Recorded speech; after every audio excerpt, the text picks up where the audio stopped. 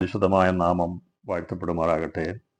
അനുഗ്രഹിക്കപ്പെട്ട ഈ ദിവസത്തിൻ്റെ രാത്രിയിലെ ദൈവവചന പഠനത്തിനായി കൂടി വരുവാൻ കർത്താവ് നമ്മെ സഹായിക്കുന്നല്ലോ.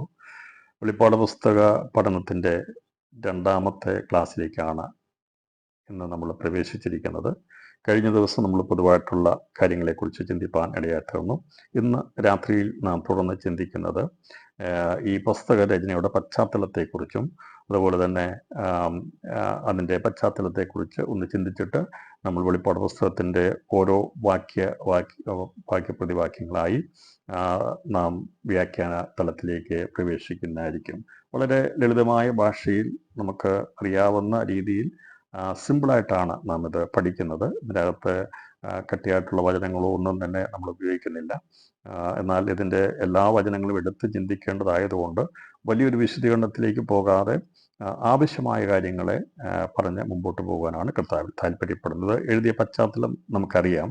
ഇത് പത്മോസ് എന്ന ദ്വീപിൽ വെച്ചാണ് അപ്പോസ്തലനായ അപ്പോസ്തലനായ യോഹന്നാന് ഈ കർത്താവിൻ്റെ ദർശനം ലഭിച്ച് അവൻ കണ്ടത് മുഴുവൻ എഴുതി എന്നുള്ളത് തെളിവായിട്ട് നമുക്ക് കാണാൻ സാധിക്കുന്നത്.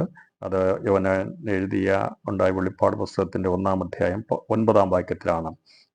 യേശുവിന് സാക്ഷ്യം നിമിത്തം പത്മോസ് എന്ന ദ്വീപിലായിരുന്നു. പത്മോസ് എന്ന ദ്വീപിൽ ആയിരുന്നു അപ്പോസ്തലനായ യോഹന്നാൻ എന്നതിൻ്റെ വചന തെളിവാണ് 1-ാം അധ്യായം 9-ാമത്തെ വാക്യത്തിൽ. അപ്പോൾ അവൻ അവിടെ ആയിരുന്നപ്പോൾ അവൻ അവിടേക്ക് നാട് കടത്തപ്പെട്ടു എന്നാണ് ചരിത്രം പഠിപ്പിക്കുന്നത്. എന്നാൽ അതിൻ്റെ പൂർണ്ണമായിട്ടുള്ള വിശദാംശങ്ങളിലേക്ക് നമ്മൾ പോകുന്നത് അതൊക്കെ നമ്മൾ വായിച്ചു കഴിഞ്ഞാൽ ഒരുപാട് തർക്കങ്ങളും വാദങ്ങളും കാര്യങ്ങളൊക്കെ അതിൻ്റെ അകത്ത് കാണും. എവിടെ നിന്നാണ് പോയത്, എവിടെ നിന്നാണെന്നൊക്കെ ഉള്ളതിനെക്കുറിച്ചുള്ള ഒരുപാട് ചിന്തകൾ കാണും. എന്നാൽ ഈ വേദപുസ്തകം എന്നുള്ളത് ഒരു അളവുകോലാണ്. അപ്പം നമുക്ക് ഉൽപ്പത്തി പുസ്തകം മുതൽ വെളിപ്പാട് വരെയുള്ള 66 പുസ്തകങ്ങളെ അത് ഒരു അളവുകോലാണ്. അതൊരിക്കലും മാറാൻ പാടില്ല. ബാക്കിയുള്ള ചരിത്രപരമായിട്ടുള്ള കാര്യങ്ങൾ അതിൻ്റെ എഴുതിയ വർഷമോ മറ്റുള്ള കാര്യങ്ങളൊക്കെ വേണമെങ്കിൽ അങ്ങോട്ടും ഇങ്ങോട്ടൊക്കെ മാറാം.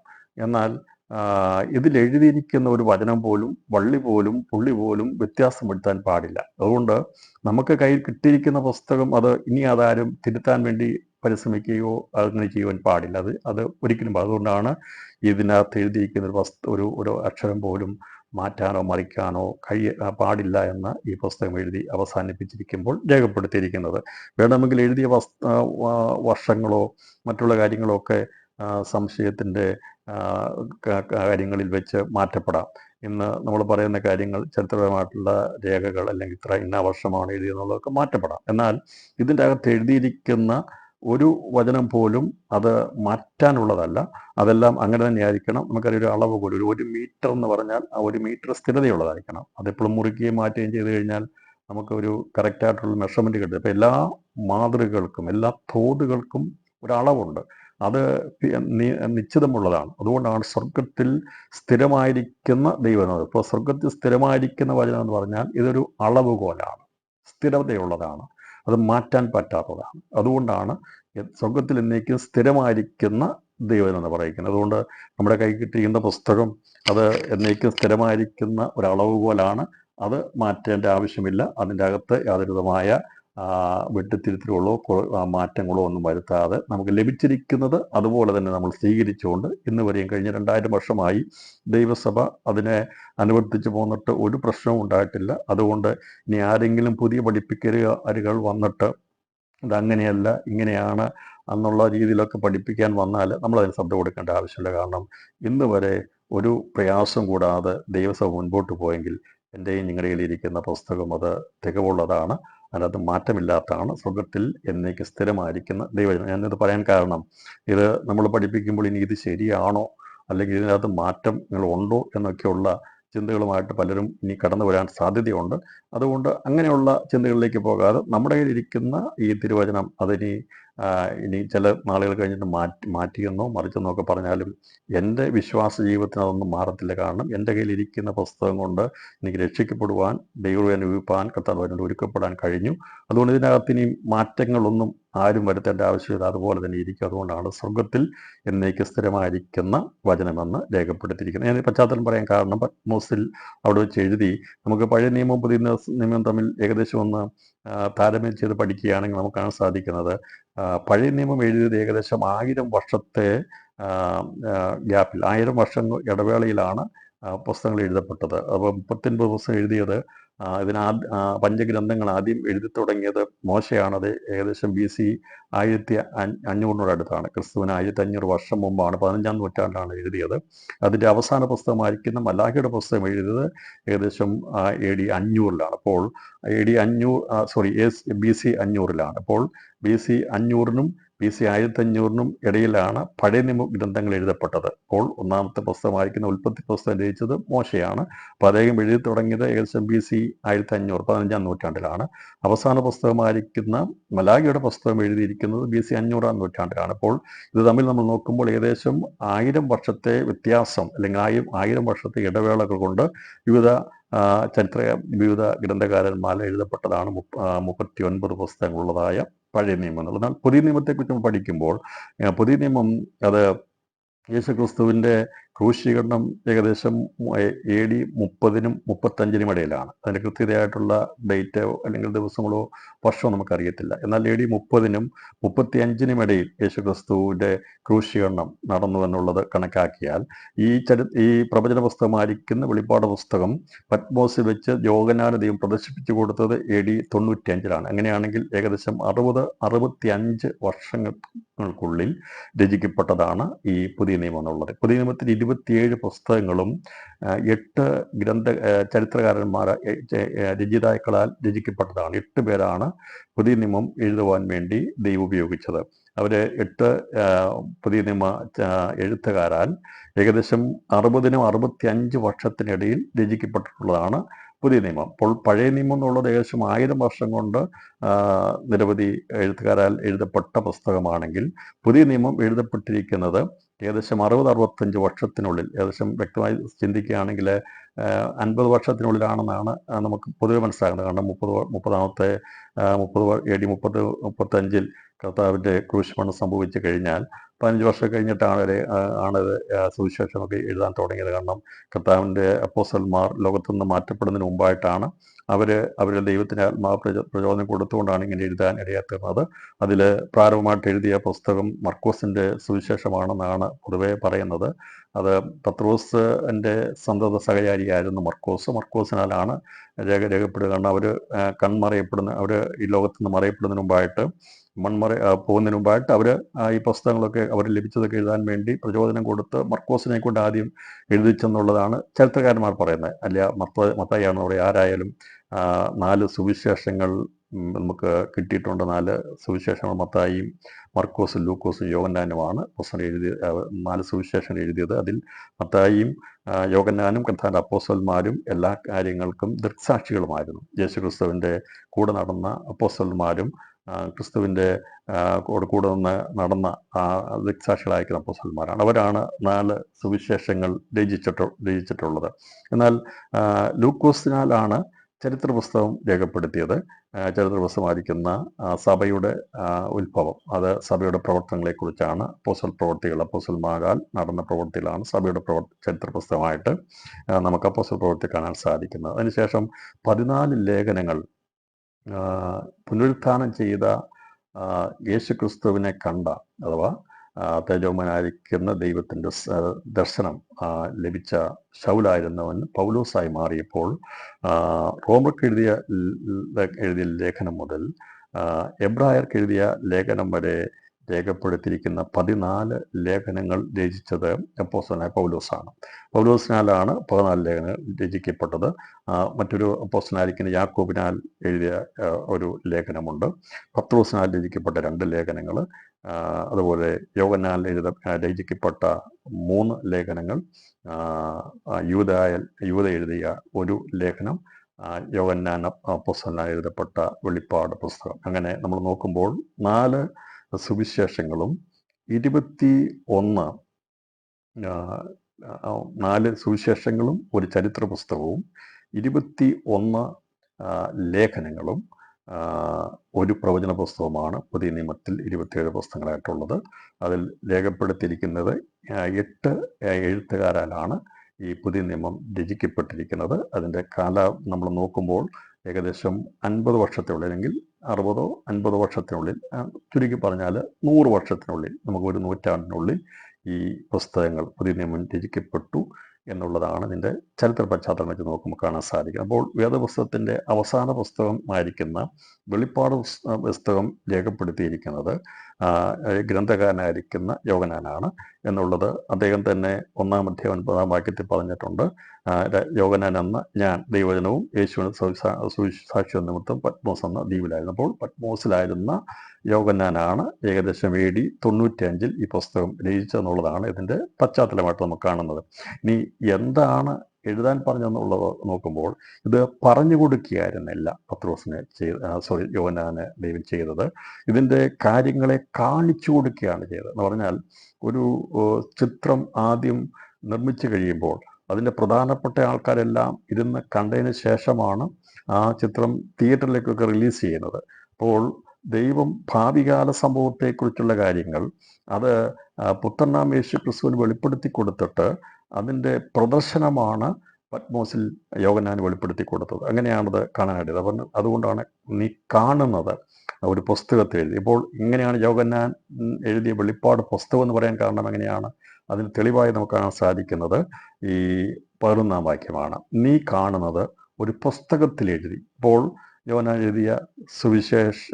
എഴുതിയ വെളിപ്പാട് പുസ്തകമെന്ന് നമ്മൾ പറയുമ്പോൾ ഇത് പുസ്തകമായത് അത് ആര് കൊടുത്തുവോ ആ സാക്ഷാൽ അതിൻ്റെ ഉടമസ്ഥൻ തന്നെയാണ് ഇതിനെ പുസ്തകമായിട്ട് വെളിപ്പെടുത്തിയിരിക്കുന്നത്. അതുകൊണ്ട് നമുക്കിതിനെ പുസ്തകങ്ങൾ എന്ന് പറയാം. അപ്പോൾ അവസാന പുസ്തകമായിരിക്കുന്ന എഴുതപ്പെട്ടിരിക്കുന്ന പ്രവചനത്തെ പുസ്തകമായിട്ടാണ് തിരുവനന്തപുരത്ത് വെളിപ്പെടുത്തിയിരിക്കുന്നതുകൊണ്ടാണ് നമ്മളിതിനെ പുസ്തകങ്ങൾ എന്ന് പറയുന്നത്. അപ്പോൾ നമുക്കിതിനെ പുസ്തകങ്ങൾ എന്ന് പറയാം, ബുക്കുകളാണ്.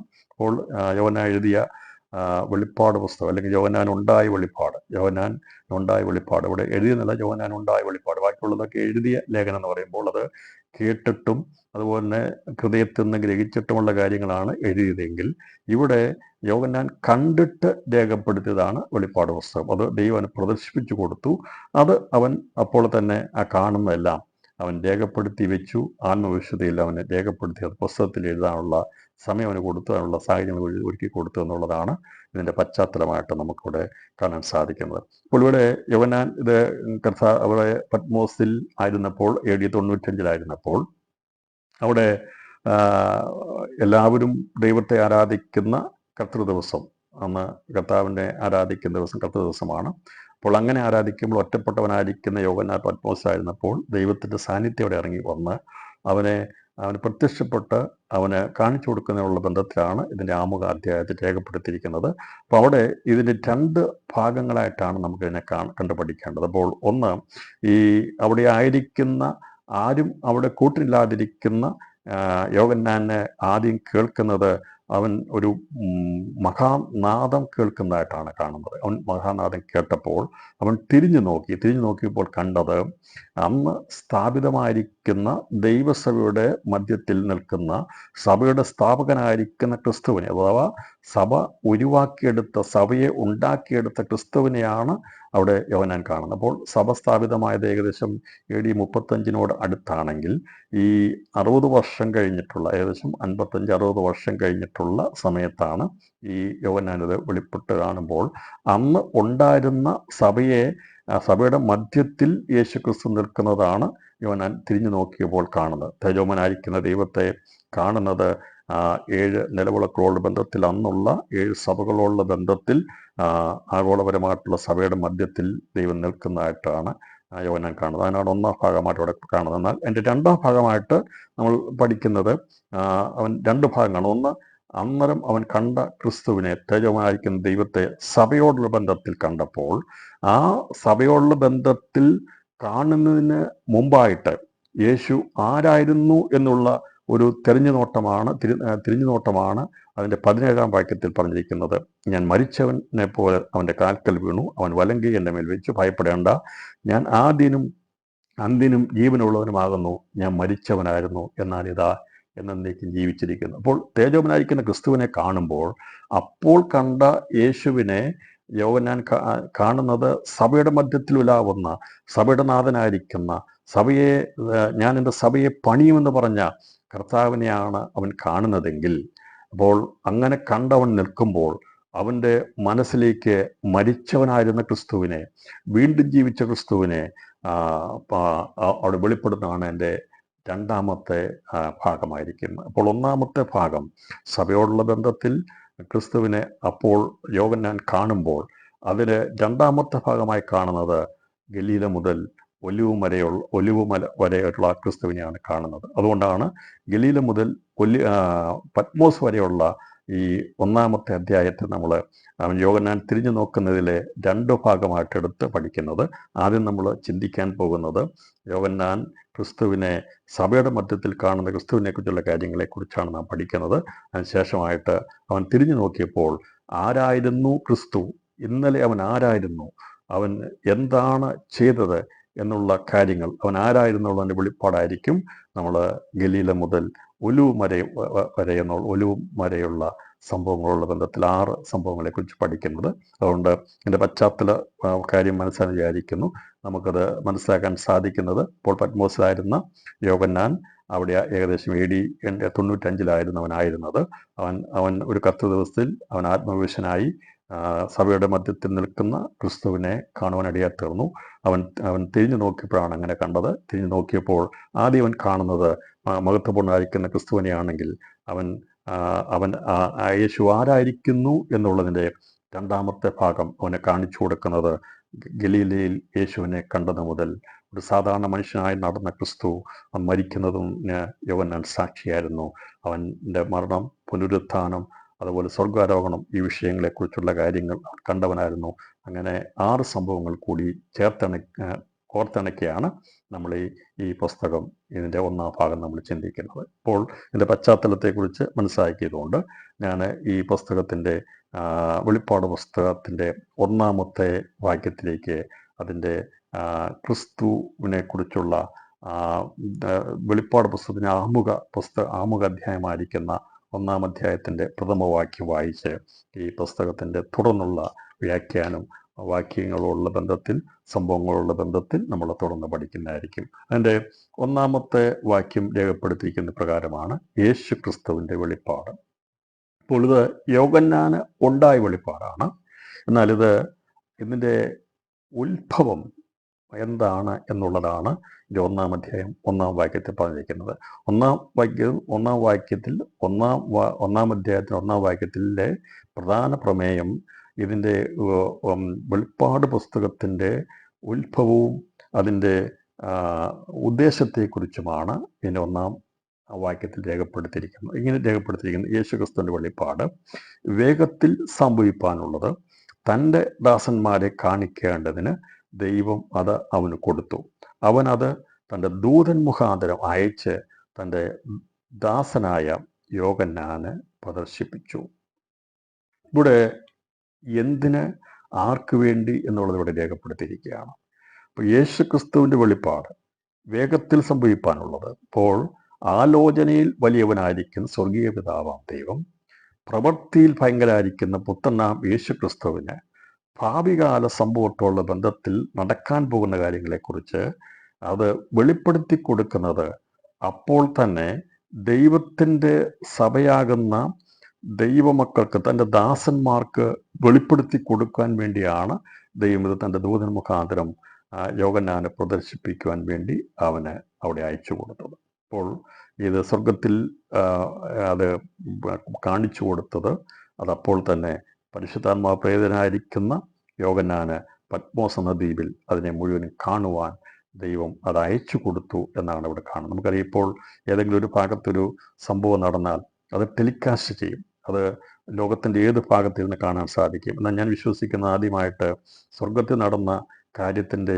ചിത്രീകരണം അത് പത്മോസ് ദ്വീപിലേക്ക് അത് വാസ്തവത്തിൽ അവിടേക്ക് അത് അയച്ചു കൊടുത്തു എന്ന് പറഞ്ഞാൽ, നമ്മളിവിടെ ടെലികാസ്റ്റ് ചെയ്യുന്ന പോലെ തന്നെ സ്വർഗത്തിൽ നിന്ന് ഭൂമിയിലേക്ക്, പത്മോസ് ദ്വീപിലേക്ക് അവിടെ നടക്കുന്ന കാര്യങ്ങളെ അതിനെ പ്രദർശിപ്പിച്ചു കൊടുക്കുന്ന ഒരു പ്രദർശനശാലയാക്കി പത്മോസിൽ അതിനെ മാറ്റുവാൻ ദൈവം കാര്യങ്ങളെ ഒരുക്കിയെടുത്തു എന്നാണ് ഈ വചനം വായിക്കുമ്പോൾ നമുക്ക് ഇവിടെ കാണാനായിട്ട് സാധിക്കുന്നത്. അപ്പോൾ യേശുക്രിസ്തുവിൻ്റെ വെളിപ്പാട്, ആരുടെയാണ് വെളിപ്പാടത്? യേശുക്രിസ്തു. മനുഷ്യരുടെ വെളിപ്പാടല്ല. അത് എന്തിനു വേണ്ടിയാണ്? വേഗത്തിൽ സംഭവിക്കാനുള്ളത്. വേഗത്തിൽ സംഭവിക്കുക എന്ന് പറഞ്ഞാൽ ഇത് കാണിച്ച 1-ാം നൂറ്റാണ്ട് തന്നെ സംഭവിക്കുക എന്നുള്ളതല്ല. ദൈവത്തിൻ്റെ കലണ്ടറും നമ്മുടെ കലണ്ടറും തമ്മിൽ വ്യത്യാസമുണ്ട്. ഇപ്പം ദൈവം വേഗം എന്ന് പറയുന്നത് അവന് ഒരു ദിവസം 1000 സംവത്സരം പോലെയും 1000 സംവത്സരം ഒരു ദിവസം പോലെയൊക്കെ. അപ്പോൾ ദൈവത്തിൻ്റെ കണക്കൂട്ടലുകൾ നമ്മുടെ കണക്കൂട്ടലുമായിട്ട് നമ്മൾ ചിന്തിച്ച് വേഗത്തിനുള്ള ചിന്തിക്കാൻ പാടില്ല. വേഗത്തിൽ സംഭവിക്കാനുള്ളത് എന്ന് പറഞ്ഞാൽ അർത്ഥം കർത്താവ് ലോകത്തിൽ വന്ന ശേഷമായി ലോകത്തിൻ്റെ അവസാനത്തിലേക്ക് നീങ്ങാൻ പോകുന്നു. ഇനി സംഭവിക്കാനുള്ള കാര്യങ്ങളൊക്കെ വേഗത്തിൽ സംഭവിക്കാനുള്ളതാണ്. അത് തൻ്റെ ദാസന്മാരെ കാണിക്കേണ്ടതിന് ദൈവം അത് അവന് കൊടുത്തു. അപ്പോൾ പിതാവാം ദൈവം, ആലോചന നടത്തുന്ന ദൈവം സകലതും തൻ്റെ പുത്രന് കാണിച്ചു കൊടുത്തു. അപ്പോൾ അതുകൊണ്ടാണ് യോഹന്നാൻ സുവിശേഷ കർത്താവ് പറഞ്ഞത് പിതാവ് ചെയ്യുന്നെല്ലാം പുത്രന് കാണിച്ചു കൊടുക്കുന്നുവെന്ന്. അപ്പോൾ അത് മുഴുവനും കാണിച്ചു കൊടുക്കുകയും ആ കാണിച്ചു കൊടുത്തത് ദൈവസഭ എന്നുള്ളത് ക്രിസ്തുവിനോട് ചേരാനുള്ളവരായതുകൊണ്ട് തൻ്റെ ദാസന്മാരാകുന്ന ക്രിസ്തുവിൻ്റെ തലയോളം വളരുന്ന അപ്പോസ്തോലിക പദവി എത്തുന്ന ദൈവദാസന്മാർക്ക് വെളിപ്പെടുത്തി കൊടുക്കാൻ വേണ്ടിയാണ് ഇതവിടെ അവന് പ്രദർശിപ്പിച്ചു കൊടുത്തത്. അപ്പോൾ തൻ്റെ ദാസന്മാരെ കാണിക്കേണ്ടത്. തൻ്റെ ദാസന്മാരെന്ന് പറയുമ്പോൾ പഴയ നിയമത്തിൻ്റെ ദാസന്മാരല്ല, പുതിയ നിയമത്തിൽ ക്രിസ്തുവേശു എന്ന പരിശുദ്ധദാസൻ. അപ്പോൾ യേശു ക്രിസ്തുവിനെ ദാവീദ് പ്രവചനാത്മാവിൽ പറഞ്ഞത് പരിശുദ്ധദാസൻ എന്നാണ്. കാരണം ദൈവത്തിൻ്റെ പ്രവൃത്തിയെ ചെയ്യുവാൻ വേണ്ടി, ദൈവത്തിൻ്റെ ഹിതം ചെയ്യാൻ വേണ്ടി ഒരു ദാസനായി ലോകത്തിൽ വന്ന ക്രിസ്തുവിനെ അവൻ പരിശുദ്ധദാസനാണെങ്കിൽ അവനോട് ചേരുവാൻ അവൻ്റെ കാൽപ്പാടുകളെ പിന്തുടരുന്നവരെയാണ് തൻ്റെ ദാസന്മാരായിട്ട് സ്വർഗം കണക്കാക്കുന്നത്. ഇന്ന് രാത്രിയിലും നമ്മൾ ദൈവത്തിൻ്റെ ദാസന്മാരാണ്. അതിനകത്ത് സ്ത്രീ പുരുഷ വ്യത്യാസമില്ല. ദൈവത്തിൻ്റെ പാത പിൻപറ്റുന്നവരെയെല്ലാം ദൈവത്തിൻ്റെ ദാസന്മാർ എന്ന ഏകവചനത്തിലാണ് പറഞ്ഞിരിക്കുന്നത്. അപ്പോൾ അവരെ കാണിക്കണം. ഇതുകൊണ്ടാണ് ഇത് എല്ലാവർക്കും പഥ്യമാകാത്തത്. എന്തുകൊണ്ടാണ് വെളിപ്പാട് പുസ്തകം എല്ലാവർക്കും മനസ്സിലാക്കാൻ സാധിക്കാത്തത്? അതിൻ്റെ കാരണം മറ്റൊന്നുമല്ല, തൻ്റെ ദാസന്മാർക്ക് മാത്രമേ ഇത് വെളിപ്പെടുകയുള്ളൂ. അപ്പോൾ തൻ്റെ ദാസന്മാരാകുന്ന തികവിലേക്കെത്തുന്ന അല്ലെങ്കിൽ വചനത്തെക്കുറിച്ച് കാഴ്ചപ്പാടുള്ള ഈ കാലഘട്ടത്തിൽ അതിനുവേണ്ടി ജീവിക്കുന്നവർക്കാണ് ഇത് മനസ്സിലാക്കി കൊടുക്കുന്നത്. കൊണ്ടാണ് തൻ്റെ ദാസന്മാരെ കാണിക്കേണ്ടതിന് ദൈവം അത് അവന് കൊടുത്തു. അപ്പോൾ ആ ഒരു നിലവാരത്തിലേക്ക് എത്തുന്നവർക്ക് വേണ്ടിയാണ് ഇത് രചിക്കപ്പെട്ടിരിക്കുന്നത്. അപ്പോൾ ഇതിൻ്റെ ഉദ്ദേശം എല്ലാവർക്കും ഉള്ളതല്ല. വെളിപ്പാട് പുസ്തകം എല്ലാവർക്കും ഉള്ളതല്ല. അത് എല്ലാവർക്കും മനസ്സിലാകാൻ സാധിക്കത്തില്ല. എന്നാൽ ആർക്കാണത് മനസ്സിലാകുന്നത്? ആർക്ക് വേണ്ടിയാണ് കൊടുത്തിരിക്കുന്നത്? തൻ്റെ ദാസന്മാർക്ക് താണിത് കൊടുത്തിരിക്കുന്നത്. അപ്പോൾ തൻ്റെ വേല ചെയ്യുന്ന ക്രിസ്തുവിനെ അനുഗമിക്കുന്ന, അവൻ്റെ ശബ്ദം കേട്ട് ഇടത്തോട്ടോ വലത്തോട്ടോ മാറാതെ അവനെ അനുഗമിക്കുന്നവർക്ക് മാത്രമേ ഇതിൽ പ്രദർശിപ്പിച്ചിരിക്കുന്ന, ഇതിൽ പറഞ്ഞിരിക്കുന്ന കാര്യങ്ങളുടെ യഥാർത്ഥമായ പൊരുൾ മനസ്സിലാക്കിയെടുക്കാൻ സാധിക്കത്തുള്ളൂ. അപ്പോൾ ഇതിൻ്റെ ഉത്ഭവം എന്നുള്ളത് സ്വർഗത്തിലാകുന്നുവെന്നും അത് പിതാവാൻ ദൈവത്തിൻ്റെ വരുംകാല ഭാവികാല ചിന്തകളെ പുത്രനാകുന്ന വചനമാൻ ദൈവമാണ് അത് പ്രവൃത്തിയിൽ കൊണ്ടുവരുന്നത്. അത് അവന് വെളിപ്പെടുത്തി കൊടുത്തപ്പോൾ പരിശുദ്ധാത്മ പ്രേരിതനായിരിക്കുന്ന ദൈവത്തിൻ്റെ ദാസനായിരിക്കുന്ന യോഹന്നാന് ഇത് ആ ഉത്ഭവത്തിൽ നിന്ന് ഒഴിവാക്കിയ അതേ ചിത്രം അവന് ആ ആലോചനകൾ അത് വെളിച്ചമായി പ്രദർശിപ്പിക്കത്തക്കവണ്ണം പത്മോസ് എന്ന ദ്വീപിലായിരുന്നപ്പോൾ അവനത് വെളിപ്പെടുത്തി കൊടുത്ത് ഒരു സ്ക്രീനിൽ കാണിച്ചു കൊടുക്കുന്ന പോലെ മറനീക്കി വെളിപ്പെടുത്തി കൊടുത്തതിനെയാണ് വെളിപ്പാട് പുസ്തകം എന്ന് പറയുന്നത്. വെളിപ്പാടെന്നതിൻ്റെ അർത്ഥം മറനീക്കി വെളിപ്പെടുത്തുക എന്നുള്ളതാണ്.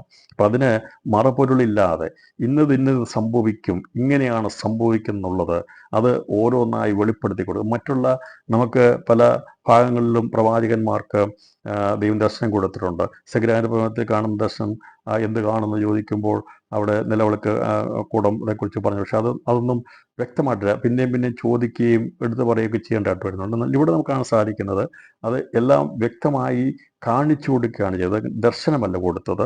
ഇവിടെ അതിൻ്റെ യഥാർത്ഥമായിട്ടുള്ള സംഭവിക്കാൻ പോകുന്ന കാര്യങ്ങളെക്കുറിച്ചുള്ള യഥാർത്ഥമായ കാഴ്ചപ്പാടാണ് വെളിപ്പെടുത്തി കൊടുത്തത്. അപ്പോൾ അത് ആർക്കാ വെളിപ്പെടുത്തി കൊടുത്തത്? എന്തിനു വേണ്ടി കൊടുത്ത ഒരു ഉദ്ദേശം വന്നപ്പോൾ ഒരു ഉത്ഭവം ദൈവത്തിൽ നിന്നാണ്. ഇത് വെളിപ്പാട് പുസ്തകം മാത്രമല്ല, എല്ലാ പുസ്തകങ്ങളും ദൈവശാസ്ത്രീയമാണ്. പക്ഷെ അത് എഴുതപ്പെട്ടിരിക്കുന്നത് അവർക്ക് കിട്ടിയിരിക്കുന്ന പ്രവചനാത്മാവിൽ അവർ രേഖപ്പെടുത്തിയിരിക്കുന്നു. അതല്ലെങ്കിൽ അവർ ദൈവം ഭാഗമായിട്ട് കാണിച്ചു കൊടുത്ത കാര്യങ്ങളാണെങ്കിൽ പുതിയ നിയമത്തിൽ വ്യക്തമായി സ്പഷ്ടമായി യോഹന്നാന് ഇത് കാണിച്ചു കൊടുത്തിട്ട് ഇതിൽ നിന്ന് കൂട്ടുവാനും കുറയ്ക്കുവാനും ഒന്നുമില്ല എന്ന് പറഞ്ഞുകൊണ്ട് ഈ പുസ്തകം അവന് ഉത്ഭവത്തിൽ നിന്ന് തന്നെ അത് വ്യക്തമാക്കി വെളിപ്പെടുത്തി കൊടുത്തു. അപ്പോൾ പിതാവാം ദൈവത്തിൽ നിന്ന് ഇങ്ങനെ ഉണ്ടായിരുന്ന ഭാവി കാലത്തെക്കുറിച്ചുള്ള സംഭവിക്കാൻ പോകുന്ന മാനവ സൃഷ്ടിയോടുള്ള ബന്ധത്തിൽ സംഭവിക്കാൻ പോകുന്ന കാര്യങ്ങളെക്കുറിച്ചുള്ള കാര്യങ്ങൾ അത് വ്യക്തമായി രേഖപ്പെടുത്തിയിരിക്കുന്ന പുസ്തകമാണ് വെളിപ്പാട് പുസ്തകം. അത് കാണിച്ചു കൊടുത്തിരിക്കുന്നത് ദൈവത്തിൻ്റെ ദാസന്മാർക്ക് വേണ്ടിയാണ് കാണിച്ചു കൊടുത്തിരിക്കുന്നത്. അത് ആ ഉദ്ദേശം ദൈവസഭയെ പഠിപ്പിക്കുക, മനസ്സിലാക്കി കൊടുക്കുക, എന്താണ് ഭാവികാല സംഭവങ്ങൾ എന്നുള്ളത് അറിഞ്ഞിരിക്കേണ്ടത് ദൈവത്തിൻ്റെ ദാസന്മാരായിരിക്കുന്ന ദൈവമക്കളാണ്. അതാണ് അതിൻ്റെ ഉദ്ദേശം. അപ്പോൾ ഒന്നാം അധ്യായത്തിൻ്റെ 1-ാം വാക്യം അതിൻ്റെ വ്യാഖ്യാനം എങ്ങനെയാണ്? യേശു ക്രിസ്തുവിൻ്റെ വെളിപ്പാട് വേഗത്തിൽ സംഭവിപ്പാനുള്ളത് തൻ്റെ ദാസന്മാരെ കാണിക്കേണ്ടതിന് ദൈവം അത് അവന് കൊടുത്തു. അവനത് തൻ്റെ ദൂതൻ മുഖാന്തരം അയച്ച് തൻ്റെ ദാസനായ യോഹന്നാനെ പ്രദർശിപ്പിച്ചു. അപ്പോൾ ഇതിൻ്റെ അധ്യായത്തിൻ്റെ ആമുഖ വാക്യത്തിൽ തന്നെ എൻ്റെ ഉത്ഭവം എവിടെ നിന്നാണെന്നുള്ളത് മനസ്സിലായി. അതുപോലെ ഇതിൻ്റെ ഉദ്ദേശം എന്താണെന്നുള്ളതും നമുക്കിവിടെ മനസ്സിലാകാനായിട്ട് സാധിക്കുന്നു. അപ്പോൾ ഉത്ഭവം എന്നുള്ളത് പിതാവാം ദൈവത്തിൽ നിന്നാണ്. ആലോചനയിൽ വലിയവനായിരിക്കുന്ന പിതാവാം ദൈവം തൻ്റെ സ്വർഗീയ പിതാവാം ആലോചനകളെ ഭൂമിയിൽ നിവൃത്തീകരിക്കപ്പെടേണ്ട കാര്യങ്ങളുള്ള ബന്ധത്തിൽ ഭൂമിയിലും സ്വർഗത്തിലും ഒക്കെ സംഭവിക്കേണ്ട കാര്യങ്ങൾക്ക് ഇനി സംഭവിക്കാൻ പോകുന്ന കാര്യങ്ങൾ എവിടേക്കാണെന്ന് ചോദിച്ചാൽ ഭൂമിയിൽ സംഭവിക്കേണ്ട കാര്യങ്ങളുണ്ട്, മധ്യാകാശം സംഭവിക്കേണ്ട കാര്യങ്ങളുണ്ട്, സ്വർഗാസ്വർഗത്തിൽ സംഭവിക്കേണ്ട കാര്യങ്ങളുണ്ട്, സമുദ്രത്തിൽ സംഭവിക്കേണ്ട കാര്യങ്ങളുണ്ട്, പാതാളത്തിൽ, നരകത്തിൽ ഒക്കെ പരദീസയിലൊക്കെ സംഭവിക്കേണ്ട കാര്യങ്ങളുണ്ട്. ഇതെല്ലാം ആണ് വെളിപ്പെടുത്തി കൊടുത്തത്. അപ്പോൾ ഇനി സംഭവിക്കാനുള്ള കാര്യങ്ങൾ എന്ന് പറയുമ്പോൾ നമ്മൾ വിചാരിക്കുന്നത് ഭൂമിയിൽ മാത്രം നടക്കുന്ന സംഭവങ്ങളല്ല. വെളിപ്പാട് പുസ്തക പഠനത്തിനകത്ത് എല്ലാം ഉൾക്കൊള്ളുന്നുണ്ട്. കാരണം മനുഷ്യൻ്റെ പുനരുത്ഥാനങ്ങൾ, ന്യായവിധി, ഇത് കത്തിയഴിയപ്പെടുന്നത് എല്ലാം ഉൾക്കൊള്ളുന്നതുകൊണ്ട് ഇനി സംഭവിക്കാനുള്ള കാര്യങ്ങൾ എന്ന് പറയുമ്പോൾ 404 വാക്യങ്ങൾ ഇതിൻ്റെ അകത്തുണ്ടെങ്കിലും ഈ പുസ്തകം മറ്റുള്ള എല്ലാ പുസ്തകങ്ങളുമായിട്ട് ബന്ധപ്പെട്ട് കിടക്കുന്നു. ഇനി മേലാൽ സംഭവിപ്പാട് നോക്കുമ്പോൾ നമ്മളിവിടെ പറയുമ്പോൾ വേഗത്തിൽ വേണമെങ്കിൽ വെളിപ്പാട് ദിവസം പഠിപ്പിക്കാൻ കഴിയും. എന്താണെന്ന് വേണമെങ്കിൽ 20 മിനിറ്റ് കൊണ്ട് വെളിപ്പാട് ദിവസം പഠിപ്പിക്കാൻ കഴിയും. നമുക്ക് വേണമെങ്കിൽ ഒറ്റ വേഗത്തിൽ പറഞ്ഞ് ഇനി സംഭവിക്കാൻ കർത്താവിൻ്റെ മധ്യാകാശ പ്രത്യക്ഷയാണെന്നും അതിനുശേഷം മഹോദ്രവം അല്ലെങ്കിൽ ക്രിസ്തുവിൻ്റെ ഭരണം, കർത്താവിൻ്റെ മഹത്വ പ്രത്യക്ഷത, സഹസ്രാബ്ദ വാഴ്ച, പുതിയ ആകാശ, പുതിയ ഭൂമി, പുതിയ വിഷയം, ഇത്രയും പറഞ്ഞാൽ വെളിപ്പാട് ദിവസം പഠിപ്പിക്കുകയും അരമണിക്കൂർ പോലും വേണ്ട പഠിപ്പിക്കാനായിട്ട്. ഇത്രയുള്ള കാര്യം. പക്ഷേ ഇതങ്ങനെ പഠിച്ചാൽ ഒന്നും മനസ്സിലാകത്തില്ല. എന്നാൽ ഇതിൽ എഴുതിയിരിക്കുന്നത് ഞാൻ പറഞ്ഞല്ലോ, ഇനിയും സംഭവിക്കാൻ പോകുന്ന കാര്യങ്ങൾ ഭൂമിയോടുള്ള ബന്ധത്തിൽ സംഭവിക്കാനുണ്ട്, പർദീസയോട് ബന്ധത്തിൽ സംഭവിക്കാനുണ്ട്, സ്വർഗാസ്വർഗത്തോട് ബന്ധത്തിൽ സംഭവിക്കാനുണ്ട്, സമുദ്രത്തെ ബന്ധത്തോട് സംഭവിക്കാനുണ്ട്, അധമപാതാളത്തോട് ബന്ധത്തിൽ സംഭവിക്കാനുണ്ട്, നരകത്തോട്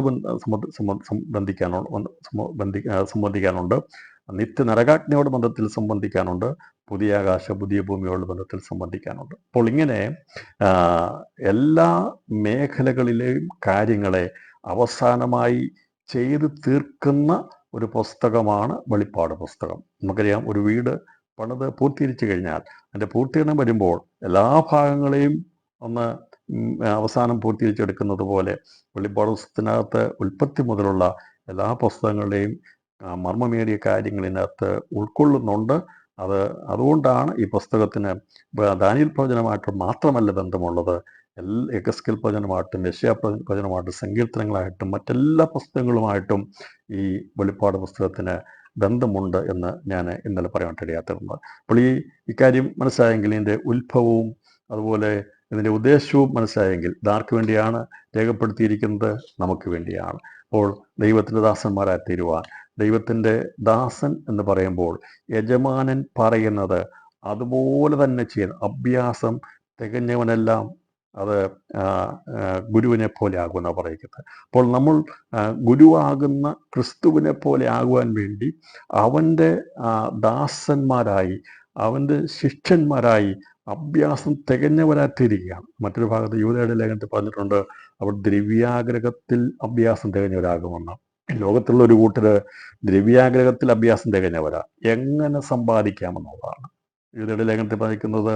അവർ ദ്രവ്യാഗ്രഹത്തിൽ അഭ്യാസം തികഞ്ഞവരായി തീർന്നുള്ളതാണ്. കഴിഞ്ഞ അത് വായിച്ചപ്പോൾ എനിക്ക് മനസ്സിലായി, ഇപ്പോൾ ലോകത്തിൽ 2 അഭ്യാസമാണ് നടക്കുന്നത്. ഒന്ന് ദ്രവ്യാഗ്രഹത്തിൻ്റെ അഭ്യാസം എന്ന് പറഞ്ഞാൽ എങ്ങനെ പണം സമ്പാദിക്കാം, ഈ ലോകത്തിൽ എങ്ങനെ ഉണ്ടാക്കിയെടുക്കാം എന്നുള്ളത് ഒരു കൂട്ടർ ചിന്തിക്കുമ്പോൾ, പ്രിയപ്പെട്ടവരെ, നമ്മൾ അങ്ങനെയുള്ള അഭ്യാസമല്ല ചെയ്യുന്നത്. നാം ഒരിക്കലും ദ്രവ്യാഗ്രഹത്തിൽ അല്ല, അത് പത്രോസിന്റെ ലേഖനത്തിലാണെന്ന് തോന്നുന്നു. അപ്പോൾ ഇവിടെ പറഞ്ഞിരിക്കുന്നത്, അപ്പോൾ അവിടെ പറഞ്ഞ ദ്രവ്യാഗ്രഹത്തിൽ അവർ അഭ്യാസം തികഞ്ഞവരെന്നാണ് പറഞ്ഞിരിക്കുന്നത്. പത്രോസിൻ്റെ 2-ാം ലേഖനം അതിൻ്റെ 2-ാം അധ്യായം അതിൻ്റെ 14-ാം വാക്യത്തിലാണ് പറഞ്ഞിരിക്കുന്നത്. അവർ വ്യഭിചാരിണിയെ കണ്ട് രസിക്കുകയും പാപം കണ്ട് തൃപ്തിപ്പെടാതിരിക്കുകയും ചെയ്യുന്ന കണ്ണുള്ളവരും സ്ഥിരമില്ലാത്ത ദേഹികളെ വശീകരിക്കുന്നവരും ദ്രവ്യാഗ്രഹത്തിൽ അഭ്യാസം തികഞ്ഞ ഹൃദയമുള്ളവരും ആയി ശാപയോഗ്യന്മാർ എന്നാണ് പറയുന്നത്. അപ്പോൾ ശാപയോഗ്യന്മാരാകാൻ കാരണം ഈ ദ്രവ്യാഗ്രഹം സകലത ദോഷത്തിനും കാണാം. ഞാൻ അഭ്യാസത്തെ കുറിച്ച് പറഞ്ഞപ്പോൾ എടുത്ത് പറഞ്ഞതേ ഉള്ളൂ. അപ്പോൾ അത് മനസ്സിലാക്കേണ്ട കാര്യമാണ്. ഇപ്പം ലോകത്തിൽ ദ്രവ്യാഗ്രഹത്തിൽ അഭ്യാസം തികയുന്നവരാണ് ലോകമനുഷ്യർ. അത് വിശ്വാസിയാണെങ്കിലും പ്രിയപ്പെട്ടവരെ, നമ്മൾ ഇവിടെയുള്ള ദ്രവ്യാഗ്രഹത്തിൽ നമ്മൾ അഭ്യാസം തികയരുത്. നമ്മൾ സമ്പന്നരാകേണ്ടത്, നമ്മൾ അഭ്യാസം തികയേണ്ടത് ക്രിസ്തുവിൻ്റെ വചനത്തിലായിരിക്കണം. അങ്ങനെയുള്ള ഗുരുശിക്ഷ ബന്ധമാണ്. അപ്പോൾ അഭ്യാസം തികഞ്ഞവരെല്ലാം ഗുരുവിനെ പോലെ ആകുമെന്ന് ലൂക്കോസിൻ്റെ സുവിശേഷത്തിൽ യേശു തന്നെ പറഞ്ഞു. ഇവിടെ 2 രീതിയിലുള്ള അഭ്യാസമുണ്ട്. ഒന്ന്, ദ്രവ്യാഗ്രഹത്തിൽ അഭ്യാസം തികഞ്ഞ ഹൃദയമുള്ളവരായി ശാപയോഗ്യന്മാരായി തീരുമ്പോൾ അനുഗ്രഹിക്കപ്പെടുവാൻ മാനവിക സമൂഹത്തിൽ നിന്ന്, മാനവജാതിയിൽ നിന്ന് അനുഗ്രഹം ആരാണെന്ന് ചോദിച്ചാൽ ഗുരുവായിരിക്കുന്ന ക്രിസ്തുവിൽ നിന്ന് അവൻ്റെ വചനത്തെ കേട്ട് അഭ്യസിച്ച് നാം തികവ് പ്രാപിക്കണം. അപ്പം അഭ്യാസം തികഞ്ഞവരെല്ലാം ഗുരുവിനെ പോലെയാകും. അപ്പോൾ നമ്മൾ ഈ ദിവസങ്ങളിൽ ഇത് പഠിച്ചെടുക്കുന്നത്, മനസ്സിലാക്കിയെടുക്കുന്നത് എന്താണ് സംഭവിക്കാൻ എന്നുള്ള കാര്യങ്ങളെക്കുറിച്ചുള്ള കാര്യവിവരണങ്ങൾ നമ്മൾ ഈ ഭൂമിയിലായിരിക്കുമ്പോൾ തന്നെ, നമ്മുടെ ചുരുക്കമായിരിക്കുന്ന ഈ ആയുസ്സിൽ തന്നെ ദൈവം നമുക്ക് വെളിപ്പെടുത്താൻ ആഗ്രഹിക്കുക. അപ്പോൾ ദൈവത്തിൻ്റെ ഭാഗമായി തീരുവാൻ വേണ്ടിയാണ് ദൈവം നമ്മളെ വിളിച്ചിരിക്കുന്നത്. അതുകൊണ്ട് വിശ്വാസം ഇറങ്ങിയിരിക്കുന്നവരാരും വിചാരിക്കരുത് ഇവിടുത്തെ ഒരു നല്ലൊരു ജീവിതം, ഒരു സ്വസ്ഥമായ ജീവിതം അതിനുവേണ്ടി ആണോ ഈ ദിവസങ്ങളിൽ നാം അഭ്യാസം ചെയ്യുന്നത്. അങ്ങനെയാണെങ്കിൽ പ്രയോജനമില്ല. അത് സാധാരണ ഒരു മനുഷ്യൻ്റെ ജീവിതമാണ്. എന്നാൽ സ്വർഗത്തിൻ്റെ ഉദ്ദേശം അവൻ്റെ ദാസന്മാരായി തീരുമ്പോൾ എന്തെല്ലാമാണോ സംഭവിക്കുന്നത് അത് തൻ്റെ ദാസന്മാർ കൂടി അറിഞ്ഞിരിക്കണം. കർത്താവ് പറഞ്ഞു, ഞാൻ എല്ലാ കാര്യങ്ങളെയും ഞാൻ നിങ്ങളോട് അറിയിക്കാമെന്ന് പറഞ്ഞു. ദൈവം ഒന്നും മറച്ചു വെക്കാതെ എല്ലാം വെളിപ്പെടുത്തി തന്നിരിക്കുന്ന പുസ്തകമാണ് വെളിപ്പാട് പുസ്തകം. അതുകൊണ്ട് നാം ദിവസങ്ങളിൽ അഭ്യാസം തികയേണ്ടത് ദൈവവചനത്തിൽ നാം പഠിച്ച് ക്രിസ്തുവാകുന്ന വചനത്തിൽ നാം സമ്പന്നരായി അതിൽ അഭ്യാസം തികഞ്ഞ് അനുഗ്രഹിക്കപ്പെട്ടവരാകണം എന്നതിൻ്റെ ഉദ്ദേശത്തിലാണ് ഈ വചനം പരിശുദ്ധാത്മാവ് സഭയെ പഠിപ്പിക്കുന്നത്. അപ്പോൾ നമുക്ക് ഈ മാർഗം തന്നിരിക്കുന്നത് ലോകത്തിൻ്റെ ഗതിയിലുള്ള ആഗ്രഹങ്ങൾക്ക് വേണ്ടിയല്ല പ്രിയപ്പെട്ടവരെ. അപ്പോൾ ഇത് മനസ്സിലാക്കിയെടുക്കണമെങ്കിൽ നമ്മുടെ മനസ്സ് ഈ ലോകത്തുള്ള ചിന്തകളെല്ലാം മാറി ക്രിസ്തുവുമായിട്ടുള്ള ബന്ധത്തിൽ ഉള്ള കാഴ്ചപ്പാടിലാണെങ്കിൽ മാത്രമേ നമുക്കതിൽ നിന്ന് മനസ്സിലാക്കാൻ സാധിക്കത്തുള്ളൂ. അങ്ങനെയുള്ള ഒരു ജീവിതത്തിനുടമയായിരിക്കണം. അപ്പോൾ ദ്രവ്യാഗ്രഹത്തിൽ അഭ്യാസം തികയുന്ന അനേകർ ശാപയോഗ്യരാക്കി മാറുമ്പോൾ നാം അഭ്യാസം ചെയ്യുന്നത് ദൈവവചനത്തിലാണ്.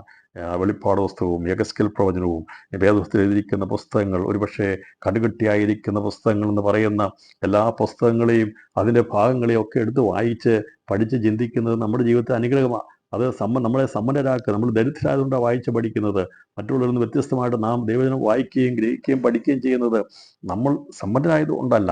നാം ഇത് പഠിക്കാൻ വേണ്ടി, ഗ്രഹിക്കാൻ വേണ്ടി ക്രിസ്തുവാകുന്ന ആ ഗുരുവാകുന്ന അവൻ പറഞ്ഞിരിക്കുന്ന വചനം എന്താണെന്ന് മനസ്സിലാക്കി അതിനെ മനസ്സിലാക്കിയെടുക്കാൻ വേണ്ടിയുള്ള ആഗ്രഹത്തിൽ നിന്നാണ് നാം ഇത് പഠിക്കുന്നത്. അല്ലെങ്കിൽ ഇപ്പോൾ ഇങ്ങനെ സന്ധ്യാസമയത്ത് വന്ന് കൂടിയൊന്നും പഠിക്കേണ്ട ആവശ്യമില്ല. അപ്പം അത് പഠിപ്പിക്കുകയും പഠിക്കുകയും ചെയ്യേണ്ട ആവശ്യകത നാം അനുഗ്രഹത്തിൻ്റെ സമ്പൂർത്തീകരണം പ്രാപിക്കാൻ വേണ്ടിയുള്ളവരായതുകൊണ്ടാണ് കർത്താവ് നമ്മെ ഇത് പഠിപ്പിച്ചുകൊണ്ടിരിക്കുന്നത്. അപ്പോൾ ഇതിൻ്റെ ഉത്ഭവവും ഉദ്ദേശവും മനസ്സിലായതുകൊണ്ട് ഞാനിതിൻ്റെ 2-ാം വാക്യത്തിൻ്റെ വചനത്തിലേക്ക് പ്രവേശിക്കാൻ കർത്താവിൽ താല്പര്യപ്പെടുക. അപ്പോൾ ഉത്ഭവവും ഉദ്ദേശവുമാണ് 1-ാമത്തെ വാക്യത്തിൽ രേഖപ്പെടുത്തിയിരിക്കുന്ന വ്യാഖ്യാനം. അതിൽ നമുക്ക് മനസ്സിലായത് നാം ഗുരുവിനെ പോലെ ആകുവാൻ, പരിശുദ്ധാസായിക്കുന്ന ക്രിസ്തുവിൻ്റെ ദാസന്മാരായി തീരുവാൻ വേണ്ടി മേലാൽ സംഭവിക്കാനുള്ള കാര്യങ്ങൾ, അല്ലെങ്കിൽ അത് കർത്താവിനാൽ വെളിപ്പെടുത്തി കിട്ടിയ കാര്യങ്ങളെ ദൈവസഭയ്ക്ക് പ്രതിഷ്ഠിപ്പിച്ചപ്പോൾ അവൻ്റെ ദാസന്മാരായിരിക്കുന്ന, അവൻ്റെ വചനം കേട്ട് അഭ്യാസം പഠിച്ചുകൊണ്ടിരിക്കുന്ന, വചനത്തിൽ തികവ് പ്രാപിച്ചുകൊണ്ടിരിക്കുന്നവർക്ക് വേണ്ടിയാണ് ഇത് വെളിപ്പെടുത്തി തന്നിരിക്കുന്നത്. അതാണ് എൻ്റെ ഉദ്ദേശം. അപ്പോൾ ഇത് എല്ലാവർക്കും വേണ്ടിയിട്ടുള്ളതല്ല എന്ന് പ്രാരംഭത്തിൽ ഞാൻ പറഞ്ഞ വചനമാണ് എൻ്റെ 1-ാം അധ്യായം 1-ാം വാക്യത്തിൽ പറഞ്ഞിരിക്കുന്നത്. അപ്പോൾ പിതാവാം ദൈവം തൻ്റെ ആലോചന തൻ്റെ പുത്രന് പറഞ്ഞു കൊടുത്തു. ആലോചന ദൈവത്തിൻ്റെ ദാസനായിരിക്കുന്ന യോഹന്നാന് പ്രദർശിപ്പിച്ചു കൊടുത്തു. അത് അവന് മാത്രം വെച്ചുകൊണ്ടിരിക്കാതെ ദൈവത്തിൻ്റെ സഭയ്ക്ക് ഒന്നാം നൂറ്റാണ്ടിലെ സഭ മുതൽ ഇന്നത്തെ 21-ാം നൂറ്റാണ്ടിലെ സഭ വരെ, അല്ലെങ്കിൽ എന്ന് വരെ ദൈവസഭയുള്ള ബന്ധത്തിലുള്ള കാര്യങ്ങളുണ്ടോ അന്ന് വരെയുള്ളവർക്ക് വേണ്ടി ഇത് രേഖപ്പെടുത്തിയത്. അത് ഒരു ചിത്രമായിരിക്കാതെ അന്ന് അത് പുസ്തക രൂപത്തിൽ എഴുതി അത് വെക്കണമെന്നും ആ പുസ്തകം എല്ലാ കരങ്ങളിലും എത്തണമെന്നുള്ളതും ദൈവത്തിൻ്റെ പദ്ധതിയാണ്. ദൈവം ഒരു പദ്ധതി ഇട്ട് കഴിഞ്ഞാൽ അത് പൂർത്തീകരിക്കപ്പെടും. അന്ന് യോഹന്നാൻ കണ്ട് എഴുതിയപ്പോൾ യോഹന്നാൻ ഒരിക്കലും വിചാരിച്ച് കാണത്തില്ല ഈ പുസ്തകത്തിൻ്റെ പ്രിന്റുകൾ എന്നെപ്പോലെ ഞങ്ങൾ പോലുള്ള കരങ്ങളിൽ എത്തുമെന്ന്, അല്ലെങ്കിൽ ലോകത്തിൻ്റെ എല്ലാ ഭാഷകളിലേക്ക് എത്തും എന്നുള്ളത്. അന്ന് ദൈവത്തിൻ്റെ വചനം പരിശുദ്ധാത്മാവിനാൽ രേഖപ്പെടുത്തി അവൻ കണ്ടത് മുഴുവൻ എഴുതി വെച്ചപ്പോൾ ഇന്ന് ലോകത്തിൽ ഏറ്റവും അധികം വിറ്റഴിക്കപ്പെടുന്ന വചനം പുസ്തകമുണ്ടെങ്കിൽ ദൈവത്തിൻ്റെ വചനമാണ്. ആ അത് എല്ലാ കരങ്ങളിലേക്കും എത്തുവാൻ, എല്ലാ ഭാഷകളിലേക്കും, എല്ലാ ലോകത്തിൻ്റെ രാജ്യങ്ങളിലേക്കും, ഭാഷകളിലും ജാതികളിലും വംശങ്ങളിലും ഗോത്രങ്ങളിലുമുള്ള എല്ലാവരുടെയും കരങ്ങളിലേക്ക് എത്തുവാൻ ഇപ്പോഴും കഠിന പ്രയത്നം ചെയ്തുകൊണ്ടിരിക്കുകയാണ്. ഇതുവരെ എഴുതപ്പെടാത്ത പുസ്തകങ്ങളുടെ ലിപികളിലേക്ക് കൂടി ഇത് എഴുതപ്പെട്ടുകൊണ്ടിരിക്കുന്നതിൻ്റെ കാരണം ഇതെല്ലാ കരങ്ങളിൽ എത്തണം, എല്ലാ ഭാഷകളിലേക്ക് എത്തണമെന്നുള്ളതായ ദൈവത്തിൻ്റെ ഉദ്ദേശം പൂർത്തീകരിക്കപ്പെടുവാൻ വേണ്ടിയാണ് ദൈവത്തിൻ്റെ പരിശുദ്ധാത്മാവ് ഭൂമിയിൽ ചെയ്തുകൊണ്ടിരിക്കുന്നപ്പോൾ. ഉത്ഭവം സ്വർഗീയ പിതാവിൽ നിന്നാണ്, അത് പുത്രനാം ദൈവത്തിന് കൊടുത്തതാണ്, അത് തൻ്റെ ദാസനായിരിക്കുന്ന യോഹന്നാന് വെളിപ്പെടുത്തി കൊടുത്തു. അത് അവനെ പോലെയുള്ള അവൻ്റെ ദാസന്മാർക്ക് മനസ്സിലാക്കാൻ വേണ്ടി പുസ്തകമായി രചിക്കപ്പെട്ട് എല്ലാ ഭാഷകളിലും അത് കരങ്ങളിൽ തന്നിരിക്കുന്നു. അത് വായിക്കുകയും മനസ്സിലാക്കുകയും ഗ്രഹിക്കുകയും ചെയ്യാൻ ഭാഗ്യമുള്ളവരാണ് നമ്മൾ ആകുവാൻ ആണ് അടുത്ത വാക്യങ്ങൾ പറഞ്ഞിരിക്കുന്നത്. രണ്ടാമത്തെ വചനം ഇങ്ങനെ പറഞ്ഞിരിക്കുന്നത്, ദൈവത്തിൻ്റെ വചനവും യേശു ക്രിസ്തുവിൻ്റെ സാക്ഷ്യവുമായി താൻ കണ്ടതൊക്കെയും അവൻ സാക്ഷീകരിച്ചു. അപ്പോൾ അവൻ ദൈവത്തിൻ്റെ വചനവും യേശു ക്രിസ്തുവിൻ്റെ സാക്ഷ്യവുമായി താൻ കണ്ടതൊക്കെയും സാക്ഷീകരിച്ചു. അപ്പോൾ ഈ പ്രവചനത്തിൻ്റെ വാക്കുകൾ എന്നിട്ട് ഇവിടെ പറഞ്ഞിരിക്കുന്നത് ഇത് സത്യമാണെന്നും അവൻ കണ്ടതൊക്കെയുമാണ് സാക്ഷി. യേശു ക്രിസ്തുവിൻ്റെ സാക്ഷ്യവുമായി താൻ കണ്ടതൊക്കെയും സാക്ഷീകരിച്ചു. യോഹന്നാൻ സുവിശേഷത്തിലും യേശുവിനെ കുറിച്ച് സാക്ഷീകരിച്ചു. അപ്പോൾ ജഡത്തിൽ വന്ന ക്രിസ്തുവിനെ അവൻ ദൈവത്തിൻ്റെ പുത്രനായിരിക്കുന്ന സാക്ഷാൽ ലോകത്തിൻ്റെ പാപത്തെ ചുമക്ക് ദൈവത്തെ കുഞ്ഞാടാണെന്ന് അത് യോഹന്നാൻ സ്നാപകൻ വെളിപ്പെടുത്തിയ സാക്ഷീകരിച്ചവനെ, യഥാർത്ഥമായി സാക്ഷീകരിക്കപ്പെട്ട പഴയ നിയമത്തിൻ്റെ അവസാന പ്രവാചകൻ സാക്ഷീകരിച്ച ക്രിസ്തുയേശുവാകുന്ന ലോകത്തിൻ്റെ പാപത്തെ ചുമക്കുന്ന ദൈവത്തിൻ്റെ കുഞ്ഞാടിനെ കുറിച്ച് മനസ്സിലാക്കിയ യോഹന്നാൻ അത് ക്രിസ്തുവിൻ്റെയോടുള്ള ബന്ധത്തിൽ അവൻ സുവിശേഷത്തിൽ രേഖപ്പെടുത്തുവാൻ ഇടയാത്തുന്നു. ഞാൻ വിചാരിക്കുന്നത് സുവിശേഷം എഴുതിയതിന് ശേഷമാണ് ഈ പുസ്തകം എഴുതിയത്. അപ്പോൾ യോഹന്നാൻ ഒരു സുവിശേഷം രേഖപ്പെടുത്തിയ ആദ്യം, അപ്പം അത് എഴുതിയ ശേഷമായിരിക്കാം താൻ ഈ പത്മോസിലേക്ക് വന്നത്. അപ്പോൾ അന്നേരം അതിൻ്റെ അകത്ത് രേഖപ്പെടുത്തിയത് ജഡത്തിൽ പ്രത്യക്ഷപ്പെട്ട ക്രിസ്തുവിനെ കുറിച്ച് അവൻ സാക്ഷീകരിച്ചു. എന്നാൽ ഇവിടെ രേഖപ്പെടുത്തുന്നത് അവിടെ പറയാത്ത കാര്യങ്ങൾ, മറിഞ്ഞിരുന്ന കാര്യങ്ങൾ അത് രേഖപ്പെടുത്തുവാൻ വേണ്ടി ദൈവം വെളിപ്പെടുത്തിയപ്പോൾ പറയുകയാണ്, ഞാൻ ഒന്നാമത് സാക്ഷീകരിച്ചതുപോലെ തന്നെ ഇതും ഞാൻ കണ്ടതെല്ലാം സാക്ഷീകരിച്ചിരിക്കുകയാണ്. അപ്പോൾ ഇവിടെ പറയുകയാണ്, അവൻ ദൈവത്തിൻ്റെ വചനവും യേശു ക്രിസ്തുവിൻ്റെ സാക്ഷ്യവുമായി താൻ കണ്ടതൊക്കെയും സാക്ഷീകരിച്ചു. അപ്പോൾ ഈ വാക്യത്തിൽ ദൈവത്തിൻ്റെ വചനവും യേശു ക്രിസ്തുവിൻ്റെ സാക്ഷ്യവും എന്ന് പറയുമ്പോൾ അതിനെ യേശു എന്ന് പറയുമ്പോൾ ദൈവത്തിൻ്റെ വചനം എന്നുള്ളത് നമുക്കറിയാം. ദൈവത്തിൻ്റെ വചനം എന്ന് പറയുമ്പോൾ ക്രിസ്തുവാണ്. സാക്ഷ്യം എന്നുള്ളത് സുവിശേഷമാണ്. അപ്പോൾ യേശു ക്രിസ്തുവിൻ്റെ സാക്ഷ്യം, അപ്പോൾ ദൈവത്തിൻ്റെ വചനം എന്ന് പറയുമ്പോൾ ക്രിസ്തുവിനെക്കുറിച്ചും സുവിശേഷത്തെക്കുറിച്ചും താൻ കണ്ടതൊക്കെ ഞാൻ സാക്ഷീകരിച്ചു. ഈ പ്രവചനത്തിൻ്റെ വാക്കുകളെ എന്നിട്ട് പറയാണ്, ഇത് ഞാൻ കണ്ടത് ഒന്ന് സുവിശേഷമായിട്ട് രേഖപ്പെടുത്തിയിട്ടുണ്ട്. അത് കൂടാതെ തന്നെ ഇത് പ്രവചനമാണ്. അന്ന് ഞാൻ കണ്ടത് എൻ്റെ കണ്ണുകൊണ്ട് കണ്ട കാര്യങ്ങളാണെങ്കിൽ ഇപ്പോൾ പ്രദർശിപ്പിച്ച് കിട്ടിയിരിക്കുന്ന കാര്യങ്ങളെ അവൻ എഴുതുന്നതിനെക്കുറിച്ചുള്ള ആമുഖ വാക്യങ്ങളാണ് ഇവിടെ 1-ാം അധ്യായത്തിൻ്റെ പ്രാരംഭ വാക്കുകളിൽ യോഹന്നാൻ രേഖപ്പെടുത്തിയിരിക്കുന്നത്. അതിൻ്റെ പ്രാരംഭ വാക്കുകൾ യോഹന്നാൻ രേഖപ്പെടുത്തിയിരിക്കുന്ന ആമുഖ വാക്കുകളാണ്, ഗ്രന്ഥകാരൻ്റെ ആമുഖ വാക്കുകളാണ്. അവൻ പറയുകയാണിത് സാക്ഷ്യം താൻ കണ്ടതൊക്കെയും സാക്ഷീകരിച്ചു. എന്നിട്ട് പറയാണ്, ഈ പ്രവചനത്തിൻ്റെ വാക്കുകളെ വായിച്ച് കേൾപ്പിക്കുന്നവനും കേൾക്കുന്നവരും അത് എഴുതിയിരിക്കുന്ന പ്രമാണിക്കുന്നവരും ഭാഗ്യവാന്മാർ. അപ്പോൾ ഇവിടെ ഇതിൻ്റെ പറഞ്ഞിരിക്കുന്നത് ഇത് പ്രയോജനത്തെക്കുറിച്ചാണ് പറഞ്ഞിരിക്കുന്നത്. എന്താണ് ഇതിൻ്റെ പ്രയോജനം? അപ്പോൾ ഇതിൻ്റെ ഉത്ഭവമുണ്ട്, ഇതിൻ്റെ ഉദ്ദേശമുണ്ട്, ഇതിൻ്റെ പ്രയോജനമുണ്ട്. ഇപ്പോൾ ഇതിൻ്റെ പ്രയോജനത്തെക്കുറിച്ച് പറയുമ്പോൾ ഇതൊരു ത്രികാല ഇതിലെ പ്രവചനങ്ങൾ ത്രികാല പ്രവചനമാണ്. അതുപോലെ തന്നെ ഇത് ത്രിഭാഗ്യങ്ങളുടെ പുസ്തകമാണ്. ഒന്ന് ത്രികാല പ്രവചനങ്ങളാണ്. ഇപ്പോഴുള്ള ഭൂതകാല, വർത്തമാന, ഭാവി കാലത്തെക്കുറിച്ചതാണ് വെളിപ്പാട് പുസ്തകം. അപ്പോൾ അതുപോലെ തന്നെ ഇതിന് ത്രിഭാഗ്യങ്ങളുണ്ട്. ഒന്ന്, വായിച്ച് കേൾപ്പിക്കുന്നവൻ ഭാഗ്യവാനാണ്.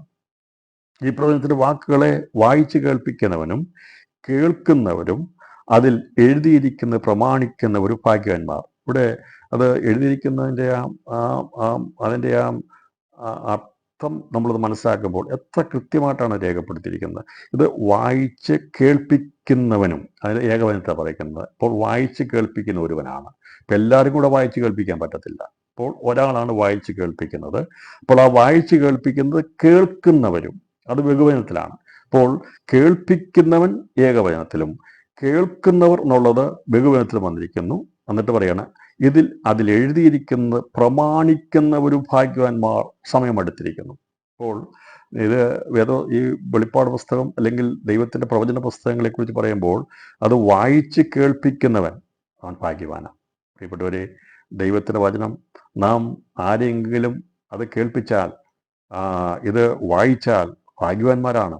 അത് വായിച്ച് കേൾപ്പിക്കുന്നവനും കേൾക്കുന്നവരും. അപ്പോൾ ഈ പുസ്തകം വായിച്ച് കേൾപ്പിക്കണം.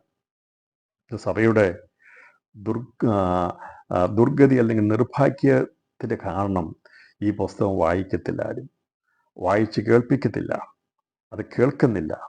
അതുകൊണ്ട് ഇത് എഴുതിയിരിക്കുന്ന പ്രമാണിക്കാൻ കഴിയുന്നില്ല. അതുകൊണ്ട് വെളിപ്പാട് പുസ്തകം ആരും തൊടാതെ മാറ്റിവെച്ചിരിക്കുന്ന ഒരു പുസ്തകമാണെങ്കിൽ നമ്മുടെ ഭാഗ്യമാണ് നാം തൊടാതെ വെച്ചിരിക്കുന്നത്. അതുകൊണ്ട് ഇത് എടുത്തു വായിക്കണം. സാത്താൻ അറിയാം ഇത് വായിക്കുകയും പഠിക്കുകയും ചെയ്താൽ അനുഗ്രഹം ലഭിക്കുമെന്ന്, ഇതിൽ നിന്ന് ഭാഗ്യമുണ്ടാകുമെന്ന്.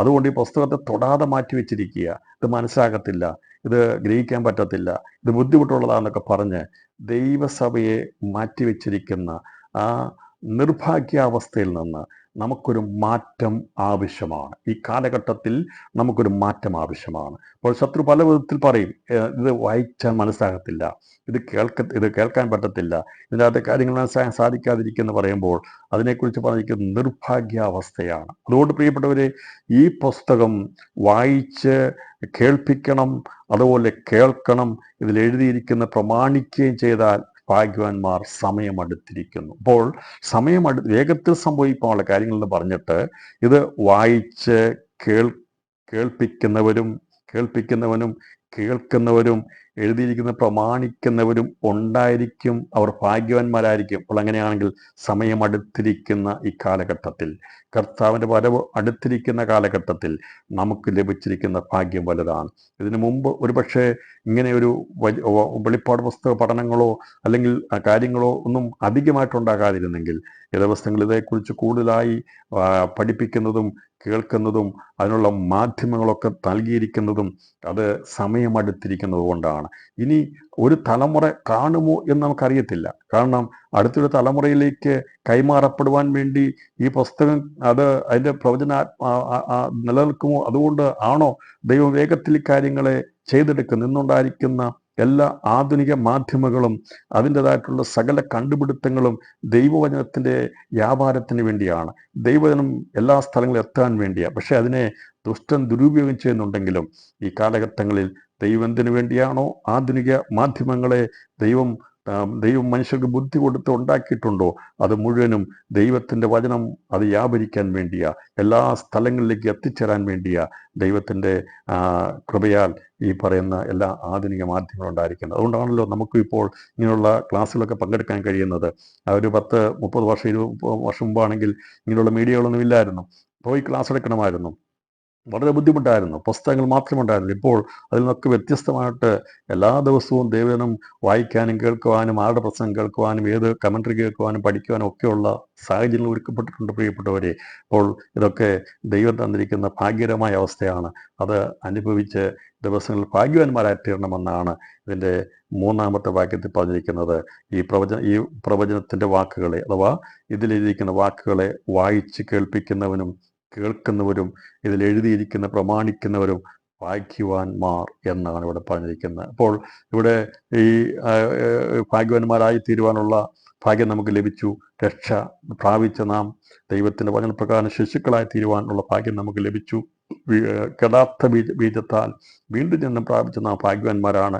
എന്നാൽ ഭാഗ്യകരമായ അവസ്ഥയുടെ അനുഗ്രഹമായിരിക്കുന്ന അഭ്യാസ തികവിലേക്ക് എത്താൻ വേണ്ടി നാം ഇത് പ്രമാണിക്കുന്ന ഭാഗ്യവാന്മാരായി തീർന്ന് കർത്താവിൻ്റെ വരവെങ്കിൽ എടുക്കപ്പെടണം. അതിനുവേണ്ടിയാണ് ഇത് രേഖപ്പെടുത്തിയിരിക്കുന്നതാണ് ആമുഖവാക്യങ്ങളുള്ള ബന്ധത്തിൽ ഗ്രന്ഥകാരൻ ഇവിടെ രേഖപ്പെടുത്തിയിരിക്കുന്നത്. അതിൻ്റെ 4-ാമത്തെ വാക്യത്തിലേക്ക് നമ്മൾ പോകുമ്പോൾ, അപ്പോൾ ഈ ദൈവത്തിൻ്റെ വചനം പ്രമാണിക്കുക എന്ന് പറഞ്ഞതിൻ്റെ അർത്ഥം അതിനെ സ്നേഹിക്കുക എന്നുള്ളതാണ്. ഈ സ്നേഹം എന്നുള്ളത് പലപ്പോഴും പലർക്കും മനസ്സിലാകാത്ത കാര്യമാണ്. എന്താണ് സ്നേഹം എന്നുള്ളത്?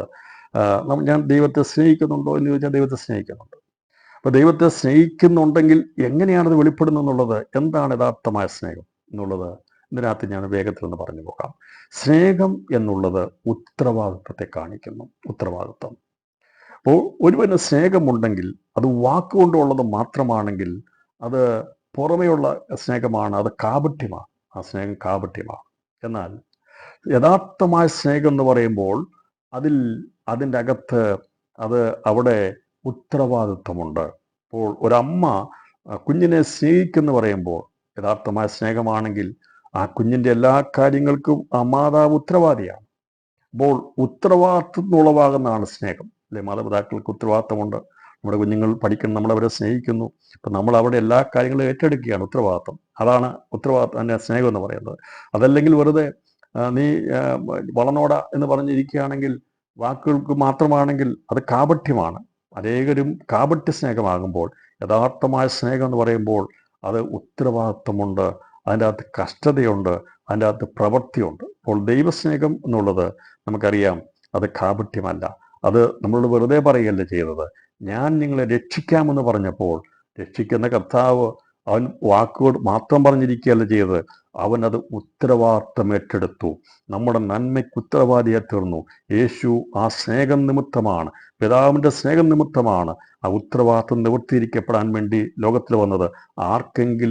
ആരോടെങ്കിലും സ്നേഹമുണ്ടെങ്കിൽ അവർക്ക് വെറും വാക്കുകളിൽ മാത്രമല്ല സ്നേഹം നിൽക്കുന്നത്, ആ സ്നേഹം ഉത്തരവാദിത്തമായി പ്രവൃത്തിയിൽ വെളിപ്പെടും. ഇപ്പം നമ്മളോട് ഒരാൾ പ്രാർത്ഥിക്കണം എന്ന് പറഞ്ഞാൽ അതൊരു ഉത്തരവാദിത്തമാണ്. സ്നേഹമുള്ളവർക്ക് പ്രാർത്ഥിക്കാൻ കഴിയത്തുള്ളൂ. ഒരാളുടെ പ്രശ്നം കേൾക്കുമ്പോൾ, പ്രയാസം ബുദ്ധിമുട്ട് കാണുമ്പോൾ അതിൻ്റെ അകത്ത് ആ ഉത്തരവാദിത്തം ഏറ്റെടുക്കുന്നത്, അവർക്കുള്ളത് ഏറ്റെടുക്കും. മറ്റൊരാളുടെ വേദന നമുക്ക് ഏറ്റെടുക്കാൻ പറ്റത്തില്ല, മറ്റൊരാളുടെ പ്രയാസങ്ങൾ നമുക്ക് ഏറ്റെടുക്കാൻ കഴിയത്തില്ല, അവരുടെ മനോഭാരം ഏറ്റെടുക്കാൻ കഴിയത്തില്ല. പക്ഷെ എന്നാൽ നമുക്കൊരു ആശ്വസിപ്പിക്കാം, അവരുടെ ഉത്തരവാദിത്തം ഏറ്റെടുക്കാൻ കഴിയും. ഞാൻ പറഞ്ഞത്, എവിടെ യഥാർത്ഥമായ സ്നേഹമുണ്ടോ അവിടെ ഉത്തരവാദിത്തമുണ്ട്. അങ്ങനെയാണെങ്കിൽ ദൈവത്തെ സ്നേഹിക്കുക എന്ന് പറഞ്ഞാൽ ദൈവത്തെ സ്നേഹിക്കുന്നവർക്ക് ഉത്തരവാദിത്വമുണ്ട്. അവർക്ക് കിടന്നുറങ്ങാൻ പറ്റത്തില്ല, അവർക്ക് ലോകത്തിൻ്റെ കാര്യങ്ങളിൽ മാത്രം ജീവിക്കാൻ കഴിയത്തില്ല. എന്തുകൊണ്ടാണ് രാത്രിയിൽ പ്രാർത്ഥിക്കുന്നത്? എന്തുകൊണ്ടാണ് ചൂടത്തും തണുപ്പത്തും മഴയത്തുമൊക്കെ ട്രാക്റ്റുമായിട്ട് പോകുന്നത്? എന്തുകൊണ്ടാണ്? ഉത്തരവാദിത്വമുള്ളത് കൊണ്ടാണ്, ദൈവത്തിൻ്റെ സ്നേഹമുള്ളത് കൊണ്ടാണ്. എന്തുകൊണ്ടാണ് ജോലിയൊക്കെ വിട്ട് ദൈവവേലയ്ക്ക് ഇറങ്ങുന്ന? എന്തിനു വേണ്ടിയാ? ഉത്തരവാദിത്വം ഏറുമ്പോൾ, ദൈവത്തിൻ്റെ സ്നേഹം കൂടി വരുമ്പോൾ ഉത്തരവാദിത്തങ്ങൾ വർദ്ധിക്കുന്നു. ഇപ്പം ഞാൻ പറഞ്ഞ കാര്യം മനസ്സിലായി വിചാരിക്കുന്നു. ആർക്കെല്ലാം സ്നേഹമുണ്ടോ അവർക്കെല്ലാം അതിനോട് ഉത്തരവാദിത്വമുണ്ട്. അപ്പോൾ ആ വിഷയത്തിൽ നിങ്ങൾ ഒരു കൃഷിക്കാരനാണെങ്കിൽ നിങ്ങൾ അതിൽ നിന്ന് ഒരു ഫലം ലഭിക്കാൻ വേണ്ടി നിങ്ങൾ വളരെയധികം അതിന്മേൽ പ്രവർത്തിക്കും, ചെയ്യും, നിശ്ചയമായിട്ട് ചെയ്യും. നമ്മൾ എടുക്കുന്ന ഏത് വിഷയത്തിന്മേലും നാം അതിനെ സ്നേഹിക്കുന്നത് കൊണ്ടാണ് അതിൻ്റെ ഉത്തരവാദിത്തം ഏറ്റെടുക്കുന്നത്. അങ്ങനെയാണെങ്കിൽ ദൈവസഭയെക്കുറിച്ചും ക്രിസ്തുവിനെക്കുറിച്ചും ഞാൻ യേശുവിനെ സ്നേഹിക്കുന്നു എന്ന് പറയുമ്പോൾ അത് വെറും വാക്കുകളിൽ മാത്രമുള്ള സ്നേഹമാകരുത്, ഉത്തരവാദിത്തം ഏറ്റെടുക്കണം. അതിനെയാണ് നാം അന്യോന്യം ഭാരങ്ങളെ ചുമക്കുവീൻ, ഇങ്ങനെ ക്രിസ്തുവിൻ്റെ ന്യായപ്രമാണം തികപ്പീൻ എന്ന് പറഞ്ഞിരിക്കുന്നത്. അതിൽ ഞാൻ കൂടുതൽ വിശദീകരിക്കണം ഞാൻ ആഗ്രഹിക്കുന്നില്ല. അപ്പോൾ സ്നേഹിക്കുക എന്നത് നമുക്കെല്ലാവർക്കും പറയാൻ എളുപ്പമാണ്. ഞാൻ മാതാപിതാക്കളെ സ്നേഹിച്ചാൽ അവിടെ ഉത്തരവാദിത്തം ഏറ്റെടുക്കണം. ഞാൻ എൻ്റെ സഹോദരങ്ങളെ സ്നേഹിച്ചാൽ അവിടെ ഉത്തരവാദിത്തം ഏറ്റെടുക്കണം. ഞാൻ ആരെ സ്നേഹിക്കുന്നുവോ അവിടെ ഉത്തരവാദിത്തം ഞാനും കൂടി ഉത്തരവാദിയാണ്. അപ്പം അങ്ങനെയാണെങ്കിൽ ദൈവം നമ്മുടെ നന്മയ്ക്ക് വേണ്ടി ഉത്തരവാദിയായി. അവൻ അത് വാക്കുകൊണ്ട് മാത്രമല്ല, അവൻ നമുക്ക് വേണ്ടി ആ ഉത്തരവാദിത്തം നിവർത്തിക്കാൻ വേണ്ടിയാണ് ലോകത്തിൽ വന്നത്. അപ്പോൾ ക്രിസ്തുവിൻ്റെ സ്നേഹം മനസ്സിലാക്കി കഴിഞ്ഞാൽ നമുക്ക് ദൈവസഭയുള്ള ബന്ധത്തിലുള്ള ഉത്തരവാദിത്തത്തിൽ നിന്ന് ഒഴിഞ്ഞു മാറുവാൻ കഴിയത്തില്ല. അങ്ങനെ സ്നേഹമുള്ളവർക്ക് മാത്രമേ ആ സ്നേഹത്തെ പ്രദർശിപ്പിക്കുവാൻ കഴിയത്തുള്ളൂ എന്നുള്ളത് കൂടി ഇന്ന് ഈ രാത്രി. അപ്പം ദൈവത്തിൻ്റെ ഉത്തരവാദിത്തമുള്ള ദൈവത്തെ സ്നേഹിച്ച അപ്പോസ്തലനായ യോഹന്നാൻ, അവൻ പത്മോസിൽ ആയിരുന്നപ്പോഴും അവൻ അവിടെയും ഉത്തരവാദിത്വമുള്ളവനായിരുന്നു. അവൻ ദൈവകാര്യങ്ങളോട് ഉത്തരവാദിത്വമുള്ളവനായിരുന്നു. അവൻ ദൈവ ചിന്തയുള്ളവനായിരുന്നു. അവൻ ദൈവത്തോടുള്ള വലിയ അടുപ്പമുണ്ടായിരുന്നു. ഞാൻ വിചാരിക്കുന്നത് അവൻ അവിടെ ഇരുന്നും പ്രാർത്ഥിക്കുകയാണ്. അവൻ വിട്ടിട്ട് പോകുന്ന സഭയെക്കുറിച്ചും ദൈവസഭയെക്കുറിച്ചും ദൈവമക്കളെക്കുറിച്ചുമുള്ള വലിയൊരു സഭകളെക്കുറിച്ചുള്ള ആത്മഭാരത്തോടെ അവൻ പ്രാർത്ഥനയിൽ നിരതനായിരുന്നു. അവനവിടെ വെറുതെ ഇരിക്കുകയല്ലായിരുന്നു.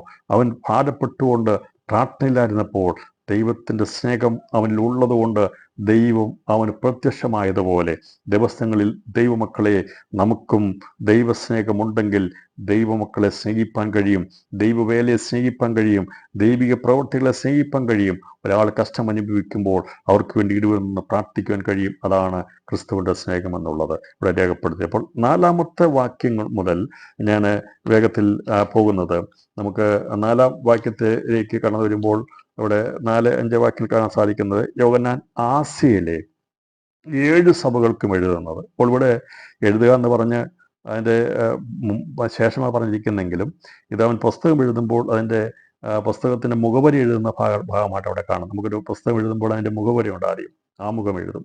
അപ്പോൾ ആമുഖത്തിൽ പറയുന്ന കാര്യങ്ങളാണ് ഈ പറയുന്ന കാര്യം. അതിനുശേഷമാണ് ഓരോ കാര്യങ്ങളെക്കുറിച്ചും രേഖപ്പെടുത്തുന്നത്. അപ്പോൾ ഇവിടെ ആമുഖത്തിൽ പറയുകയാണ്, യോഹന്നാൻ ആസ്യയിലെ 7 സഭകൾക്കും എഴുതുന്നത്. ആരാണ് എഴുതുന്നത്? യോഹന്നാൻ എഴുതുകയാണ്. ആർക്കാണ് എഴുതുന്നത്? ഏഷ്യയിലുള്ള ഏഷ്യൻ മൈനറിലുള്ള 7 സഭകൾക്കും എഴുതുകയാണ്.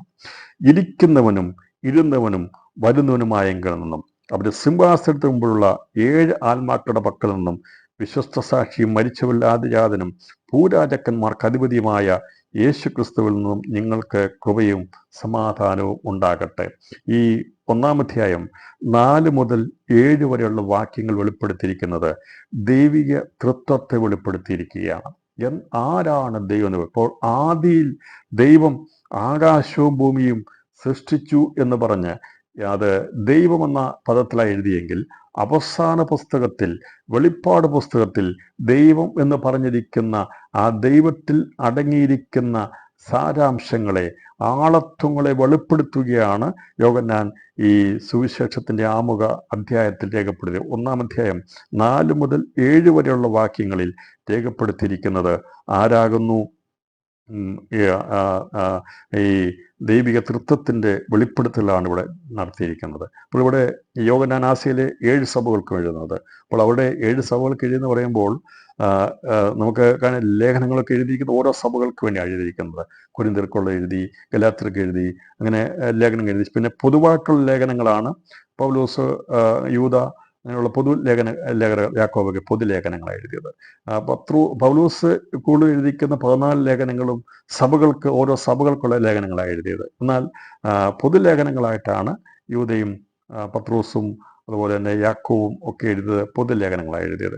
ഇവിടെ ഈ വെളിപ്പാട് പുസ്തകം സഭയ്ക്ക് പ്രത്യേകമായിട്ട് സഭയ്ക്ക് എഴുതിയാലും അത് പൊതുലേഖനങ്ങളായിട്ട് എഴുതിയാലും എല്ലാം ദൈവസഭയ്ക്കുള്ളതാണ്. ഇവിടെ രേഖപ്പെടുത്തിക്കുന്ന 7 സഭകൾക്കും എഴുതുക എന്ന് പറയുമ്പോൾ ഒരു കൂട്ടം, ഒരു 7 സഭകളെ എടുത്തു വെച്ചുകൊണ്ട് അതിന് എഴുതി അയക്കത്തക്കവണ്ണം കൊടുത്തുകൊണ്ട് 7 കാലഘട്ടങ്ങളുള്ള ബന്ധത്തിലുള്ള ദൂതറിയിക്കാൻ വേണ്ടിയാണ് 7 സഭകളെ എടുത്തിരിക്കുന്നത്. അപ്പോൾ ഇരിക്കുന്നവനും ഇരുന്നവനും വരുന്നവനായെങ്കിൽ നിന്നും അവൻ്റെ സിംഹാസനമുള്ള 7 ആത്മാക്കളുടെ ഗ്രന്ഥകർത്താവായ യോഹന്നാൻ വാക്കുകൾ മൂലം അന്ന് ആസ്യയിലുണ്ടായിരുന്ന 7 സഭകൾക്ക് ഈ പ്രവചനത്തിലെ വാക്കുകൾ എഴുതി അയക്കുക എന്നതായിരുന്നു പത്മോസ് യോഹന്നാനുണ്ടായ ദൈവിക നിയോഗം.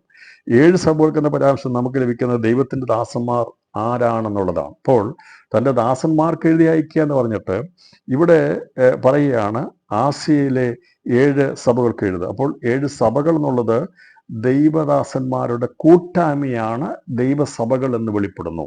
അപ്പോൾ ദൈവത്തിൻ്റെ ദാസന്മാരുടെ കൂട്ടായ്മകളാണ് ദൈവസഭകൾ. ദൈവസഭകൾ എന്നുള്ളത് ദൈവത്തിൻ്റെ ദാസന്മാരുടെ അല്ലെങ്കിൽ ദാസ്യദാസന്മാരുടെ കൂട്ടായ്മകളാണ് ദൈവസഭകൾ എന്നാണ് ഇവിടെ വെളിപ്പെടുന്നത്. അതുകൊണ്ടാണ് യോഹന്നാൻ ആസ്യയിലെ 7 സഭകൾക്കും എഴുതുന്നത്. ഇരിക്കുന്നവനും ഇരുന്നവനും വരുന്നവനുമായെങ്കിൽ നിന്നും അവൻ്റെ സിംഹാസനത്തിന് മുമ്പുള്ള 7 ആത്മാക്കളുടെ പക്കൽ നിന്നും വിശ്വസ്ത സാക്ഷിയും മരിച്ചവല്ലാതിജാതനും ഭൂരാജാക്കന്മാർക്ക് അധിപതിയുമായ യേശു ക്രിസ്തുവിൽ നിന്ന് നിങ്ങൾക്ക് കൃപയും സമാധാനവും ഉണ്ടാകട്ടെ. അപ്പോൾ ദൈവിക തൃത്വത്തെ വെളിപ്പെടുത്തുന്നു. അപ്പോൾ തൃത്വമുണ്ടോ ബൈബിൾ എന്ന് പലരും ചോദിക്കാറുണ്ട്. എവിടെയാണ് തൃത്വം രേഖപ്പെടുത്തി ചോദിക്കാറുണ്ട്.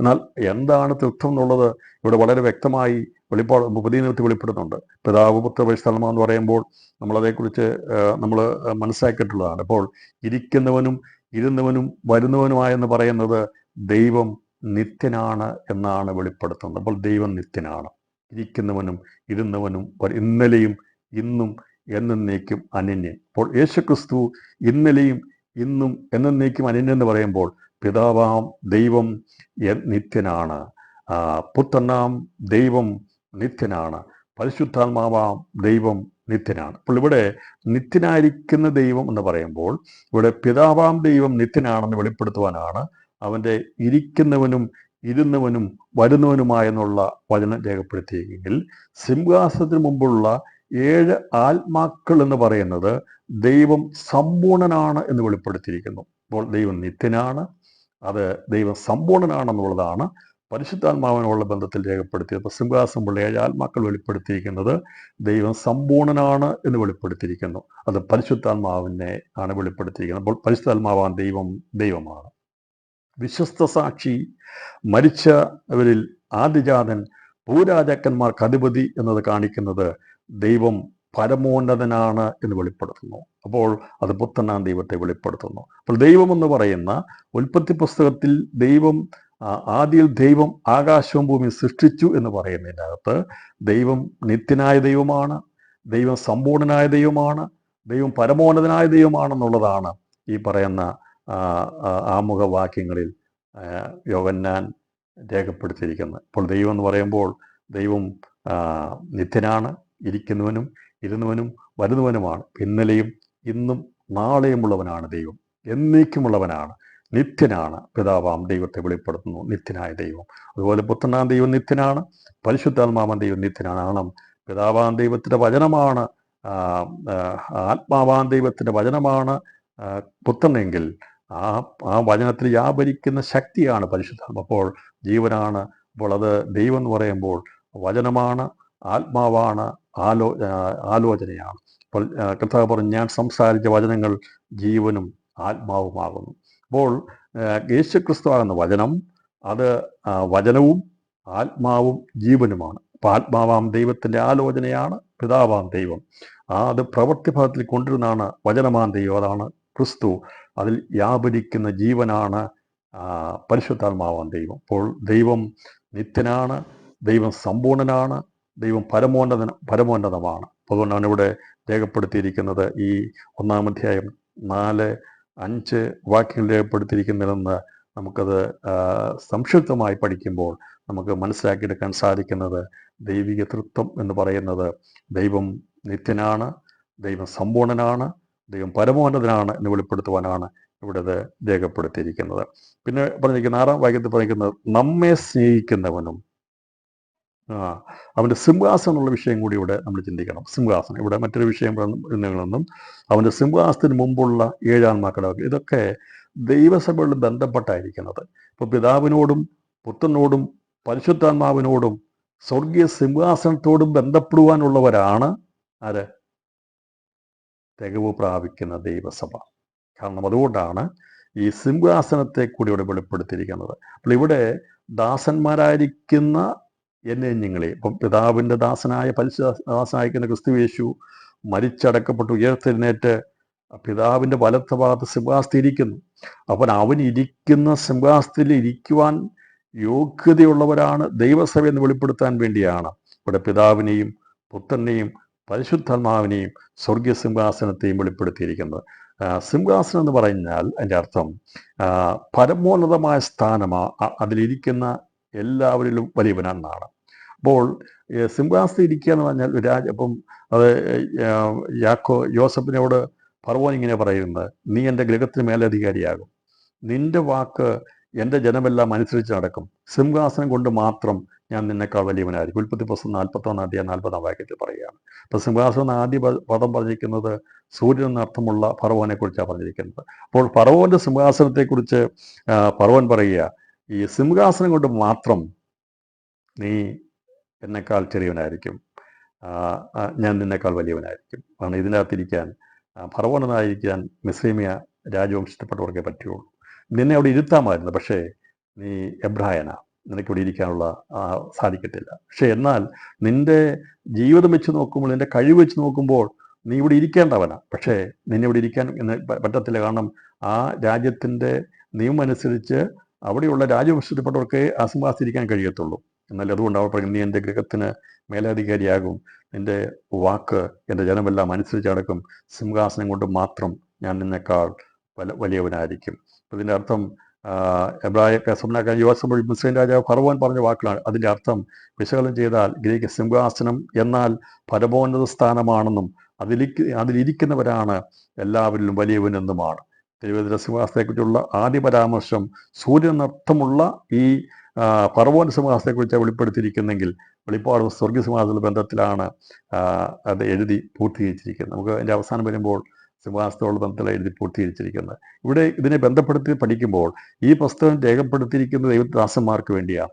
രാത്രിയിലെ ദൈവവചന സൂക്ഷണ അവിടെ അവസാനിപ്പിക്കാൻ പോകുക, സമയം തീർന്നുകൊണ്ട് അവസാനിപ്പിക്കാൻ പോവുക. എന്നാൽ ഒരു വലിയ സന്തോഷകരമായ കാര്യം ഞാൻ വെളിപ്പെടുത്താൻ ആഗ്രഹിക്കുന്നത്, അപ്പം ഈ കർത്താവായ യേശുക്രിസ്തു തൻ്റെ രക്തം കൊടുത്ത് സമ്പാദിച്ചിരിക്കുന്ന ദൈവസഭയ്ക്ക് വരാനുള്ള കാര്യങ്ങളൊക്കെ വെളിപ്പെടുത്തി എന്തിനാ പഠിപ്പിച്ച് കൊണ്ടുപോകുമെന്ന് ചോദിച്ചാൽ, കർത്താവ് പറഞ്ഞു, നിങ്ങൾ എന്നോട് കൂടെ എൻ്റെ സിംഹാസനം ഇരിക്കുമെന്ന്.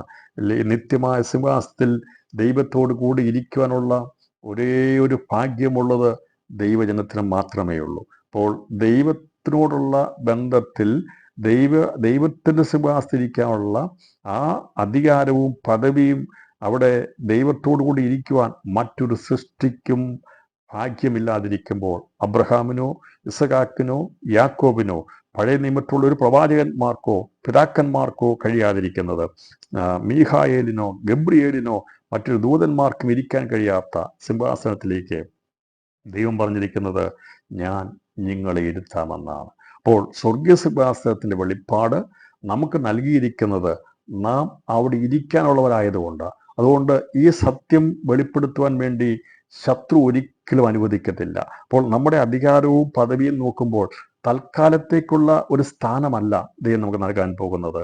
അത് നമുക്ക് നൽകാൻ പോകുന്നത് നിത്യമായ സിംഹാസനമാണ്. കുഞ്ഞാടിനോട് കൂടിയിരിക്കാനുള്ള അവകാശമാണ് നമുക്ക് ദൈവം തന്നിരിക്കുന്നത്.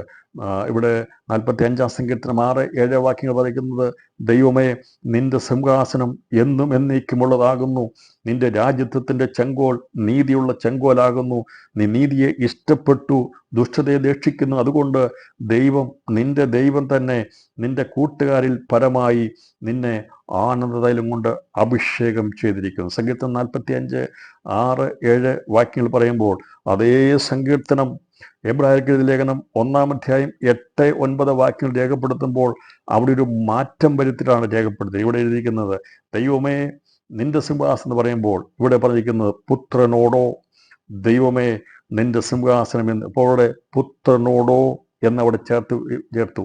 എബ്രായ ലേഖന കഥ വായിക്കുന്ന പൗലോസ് അവൻ രേഖപ്പെടുത്തിയപ്പോൾ 45-ാം സങ്കീർത്തനം 6-7 വാക്യങ്ങൾ അത് എബ്രായ ലേഖനത്തിൽ എഴുതിയപ്പോൾ, ദൈവമേ നിന്റെ സിംഹാസനം എന്നും നീക്കുള്ളതിന് മുമ്പായിട്ട് പുത്രനോടോ എന്ന് രേഖപ്പെടുത്തുവാനായിട്ട് വന്നപ്പോൾ ദൈവമേ എന്ന് പറഞ്ഞിരിക്കുന്നത് വചനമാകുന്ന ദൈവത്തോടുള്ള ബന്ധത്തിലാണെന്നും, രാജ്യത്തിന് ചെങ്കോൽ നേരിലുള്ള ചെങ്കോൽ നീ നീതി ഇഷ്ടപ്പെടുകയും ദുഷ്ടത രക്ഷിക്കുകയും ചെയ്തിരിക്കാൻ ദൈവമേ നിന്റെ ദൈവം നിന്റെ കൂട്ടുകാരിൽ പരമായി നിന്നെ ആനന്ദതൈലം കൊണ്ട് അഭിഷേകം ചെയ്തിരിക്കുന്നു. അപ്പോൾ പുത്രൻ ദൈവമാണെന്നും അവൻ്റെ സിംഹാസനം ആധിപത്യവും എന്നേക്കുമുള്ളതാണെന്നുള്ള വെളിപ്പാട്. ഇത് പുത്രൻ്റെ സിംഹാസനത്തെ കുറിച്ച് പഠിപ്പിക്കുന്നത് എന്താണെന്ന് ചോദിച്ചാൽ, പുത്രൻ്റെ സിംഹാസനത്തിൽ ഇരിക്കാനുള്ളവരാണ് ഇന്ന് ഈ സന്ദേശം കേൾക്കുന്നവർ. എൻ്റെ കേൾക്കുന്ന പ്രിയപ്പെട്ടവരെ, സന്തോഷമുണ്ടെങ്കിൽ നിങ്ങൾ ഇരിക്കുന്നിടത്ത് കരമുയർത്തി ദൈവത്തിന് സ്തോത്രം ചെയ്യണം. ഈ സ്വർഗീയ സിംഹാസനത്തെക്കുറിച്ച് പഠിപ്പിക്കാൻ കാരണം എന്തിനാണിത് പഠിക്കുന്നത് ചോദിച്ചാൽ, ഈ മൺപൊടികളായിരിക്കുന്ന എനിക്കും നിങ്ങൾക്കും വേണ്ടി ദൈവം ഒരുക്കിയിരിക്കുന്ന പരമോന്നതമായിരിക്കുന്ന ഒരു സ്ഥാനമുണ്ട്. അത് പുത്രൻ ദൈവമാണെന്നും അവൻ്റെ സിംഹാസനം ആധിപത്യവും എന്നേക്കുമുള്ളതാണെന്നുള്ള വെളിപ്പാട് ഇവിടെ രേഖപ്പെടുത്തി സങ്കീർത്തനത്തിൽ ദൈവമേ നിന്റെ ദൈവം എന്നിവിടെ പ്രസ്താവിച്ചിരിക്കുന്ന പുത്രാൻ ദൈവത്തെയും പിതാവാൻ ദൈവത്തെയുമാണ്. ആനന്ദതൈലം കൊണ്ട് പിതാവാം ദൈവം പുത്രനാം ദൈവത്തെ അഭിഷേകം ചെയ്തിരിക്കുന്ന പ്രസ്താവന പരിശുദ്ധാത്മാവാൻ ദൈവത്തെക്കുറിച്ചുള്ള വെളിപ്പെടുത്തലാണ്. അപ്പോൾ പിതാവാം ദൈവം തൻ്റെ പുത്രനെ സ്നേഹിച്ച് തൻ്റെ പരിശുദ്ധാത്മാവെന്ന ആനന്ദതൈലം കൊണ്ട് അഭിഷേകം ചെയ്തെങ്കിൽ ഈ മൂവരും ആളത്വത്തിൽ ദൈവമായതുകൊണ്ട് സമത്വത്തിൽ ഒന്നാണെന്നുള്ള വ്യക്തമായ കാഴ്ചപ്പാട് 45-ാം സംഖ്യത്തിൽ നമുക്ക് ലഭിക്കുന്നത്. ഇബ്രാഹിം ലേഖനത്തിൽ എഴുത്തെഴുതി വിവരിച്ചിരിക്കുകയാണ്. സ്വർഗീയസിംഹാസനത്തെക്കുറിച്ചുള്ള പഠനത്തിൽ ദൈവിക തീർത്ഥത്തെയും സമത്വത്തെയും കുറിച്ചാണ് രേഖപ്പെടുത്തിയിരിക്കുന്നെങ്കിൽ ഇവിടേക്ക് എടുക്കപ്പെടുവാൻ വേണ്ടി ദൈവസഭയുടെ തികവ് പ്രാപിക്കുന്നവർ അവനെ പോലെ അഭ്യാസം തികയുന്ന, ദൈവവചനത്തിൽ അഭ്യാസം തികയുന്ന, ദൈവത്തിൻ്റെ സ്നേഹത്തിൽ തികയുന്നവരെ പുത്രൻ്റെ സിംഹാസനത്തിലിരിക്കുമെങ്കിൽ പ്രിയപ്പെട്ടവരെ, അതിനു വേണ്ടിയാണ് ദൈവം തൻ്റെ പുത്രനിൽ പകർന്ന ആനന്ദ തൈലം കൊണ്ട് നമ്മെ അഭിഷേകം ചെയ്തിരിക്കുന്നത്.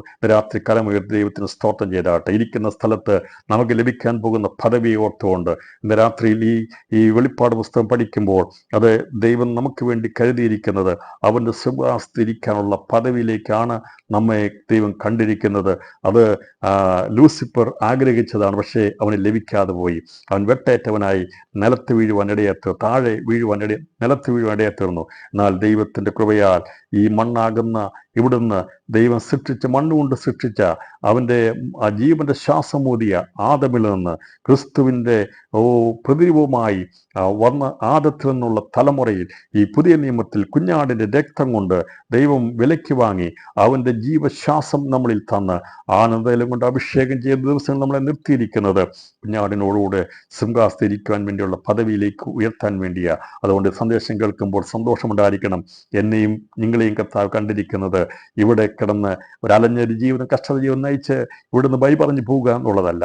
ദൈവം നമ്മളെ കണ്ടിരിക്കുന്നത് സന്തോഷമുള്ളവരായി, സമാധാനമുള്ളവരായി, നമ്മുടെ ഭാവി പ്രത്യാശയായിരിക്കുന്ന സ്വർഗീയ സിംഹാസനത്തെ ലക്ഷ്യം വെച്ചുകൊണ്ട് മുന്നേറുവാൻ ഇന്ന് രാത്രി ദൈവാത്മാവ് നമ്മെ ആഹ്വാനം ചെയ്യുകയാണ്. ഇവിടെ വേദനയുണ്ട്, കഷ്ടതയുണ്ട്, ഭാരമുണ്ട്. എന്നാൽ നമുക്ക് മുമ്പിൽ വെച്ചിരിക്കുന്ന ആ ഭാഗ്യകരമായ പ്രത്യാശയെ ഓർത്തുകൊണ്ട് ആ സിംഹാസനത്തിൻ്റെ വെളിപ്പാട് ദൈവം തന്നിരിക്കുന്നത് അവിടെ ഞാനും നിങ്ങളും ഇരിക്കാൻ അതിനു വേണ്ടിയാ ഇന്നീ കഷ്ടതകൾ, ഇന്നത്തെ ഭാരം, ഇന്നത്തെ വേദന, ദൈവഭാഗത്തേക്ക് ഇറങ്ങിയതിന് ശേഷമുള്ള കഷ്ടതയും ദുഃഖവും വേദനയും ഭാരമെല്ലാം നമ്മളെ അഭ്യാസം തികഞ്ഞവരാക്കി അനുഗ്രഹിക്കപ്പെടുവാൻ വേണ്ടിയാണ് ദൈവ ദിവസങ്ങളിൽ തൻ്റെ ആനന്ദ തൈലം കൊണ്ട് നമ്മെ അഭിഷേകം ചെയ്തിരിക്കുന്നത്. ആനന്ദതൈലത്തിൻ്റെ അഭിഷേകത്താൽ മുന്നേറുവാൻ, ക്രിസ്തുവിനോട് കൂടെ ഇരിക്കുവാനുള്ള പ്രത്യാശകരമായിരിക്കുന്ന വലിയ പ്രത്യാശയിൽ നമുക്കായിരിക്കാൻ കർത്താവ് നമ്മെ സഹായിക്കട്ടെ. ദൈവം വെച്ചാൽ വരുന്ന ആഴ്ചയിൽ കർത്താവ് താമസിച്ചാൽ നമുക്ക് ബാക്കിഭാഗങ്ങൾ ചിന്തിക്കാം. ഇന്ന് രാത്രിയിൽ നാം ദൈവസേനയിൽ ഈ വചനങ്ങളാൽ കർത്താവ് ധാരാളമായി അനുഗ്രഹിക്കട്ടെ എന്ന് പറഞ്ഞുകൊണ്ട് ഞാൻ വാക്കുകൾക്ക് വിരാമമിടുന്നു.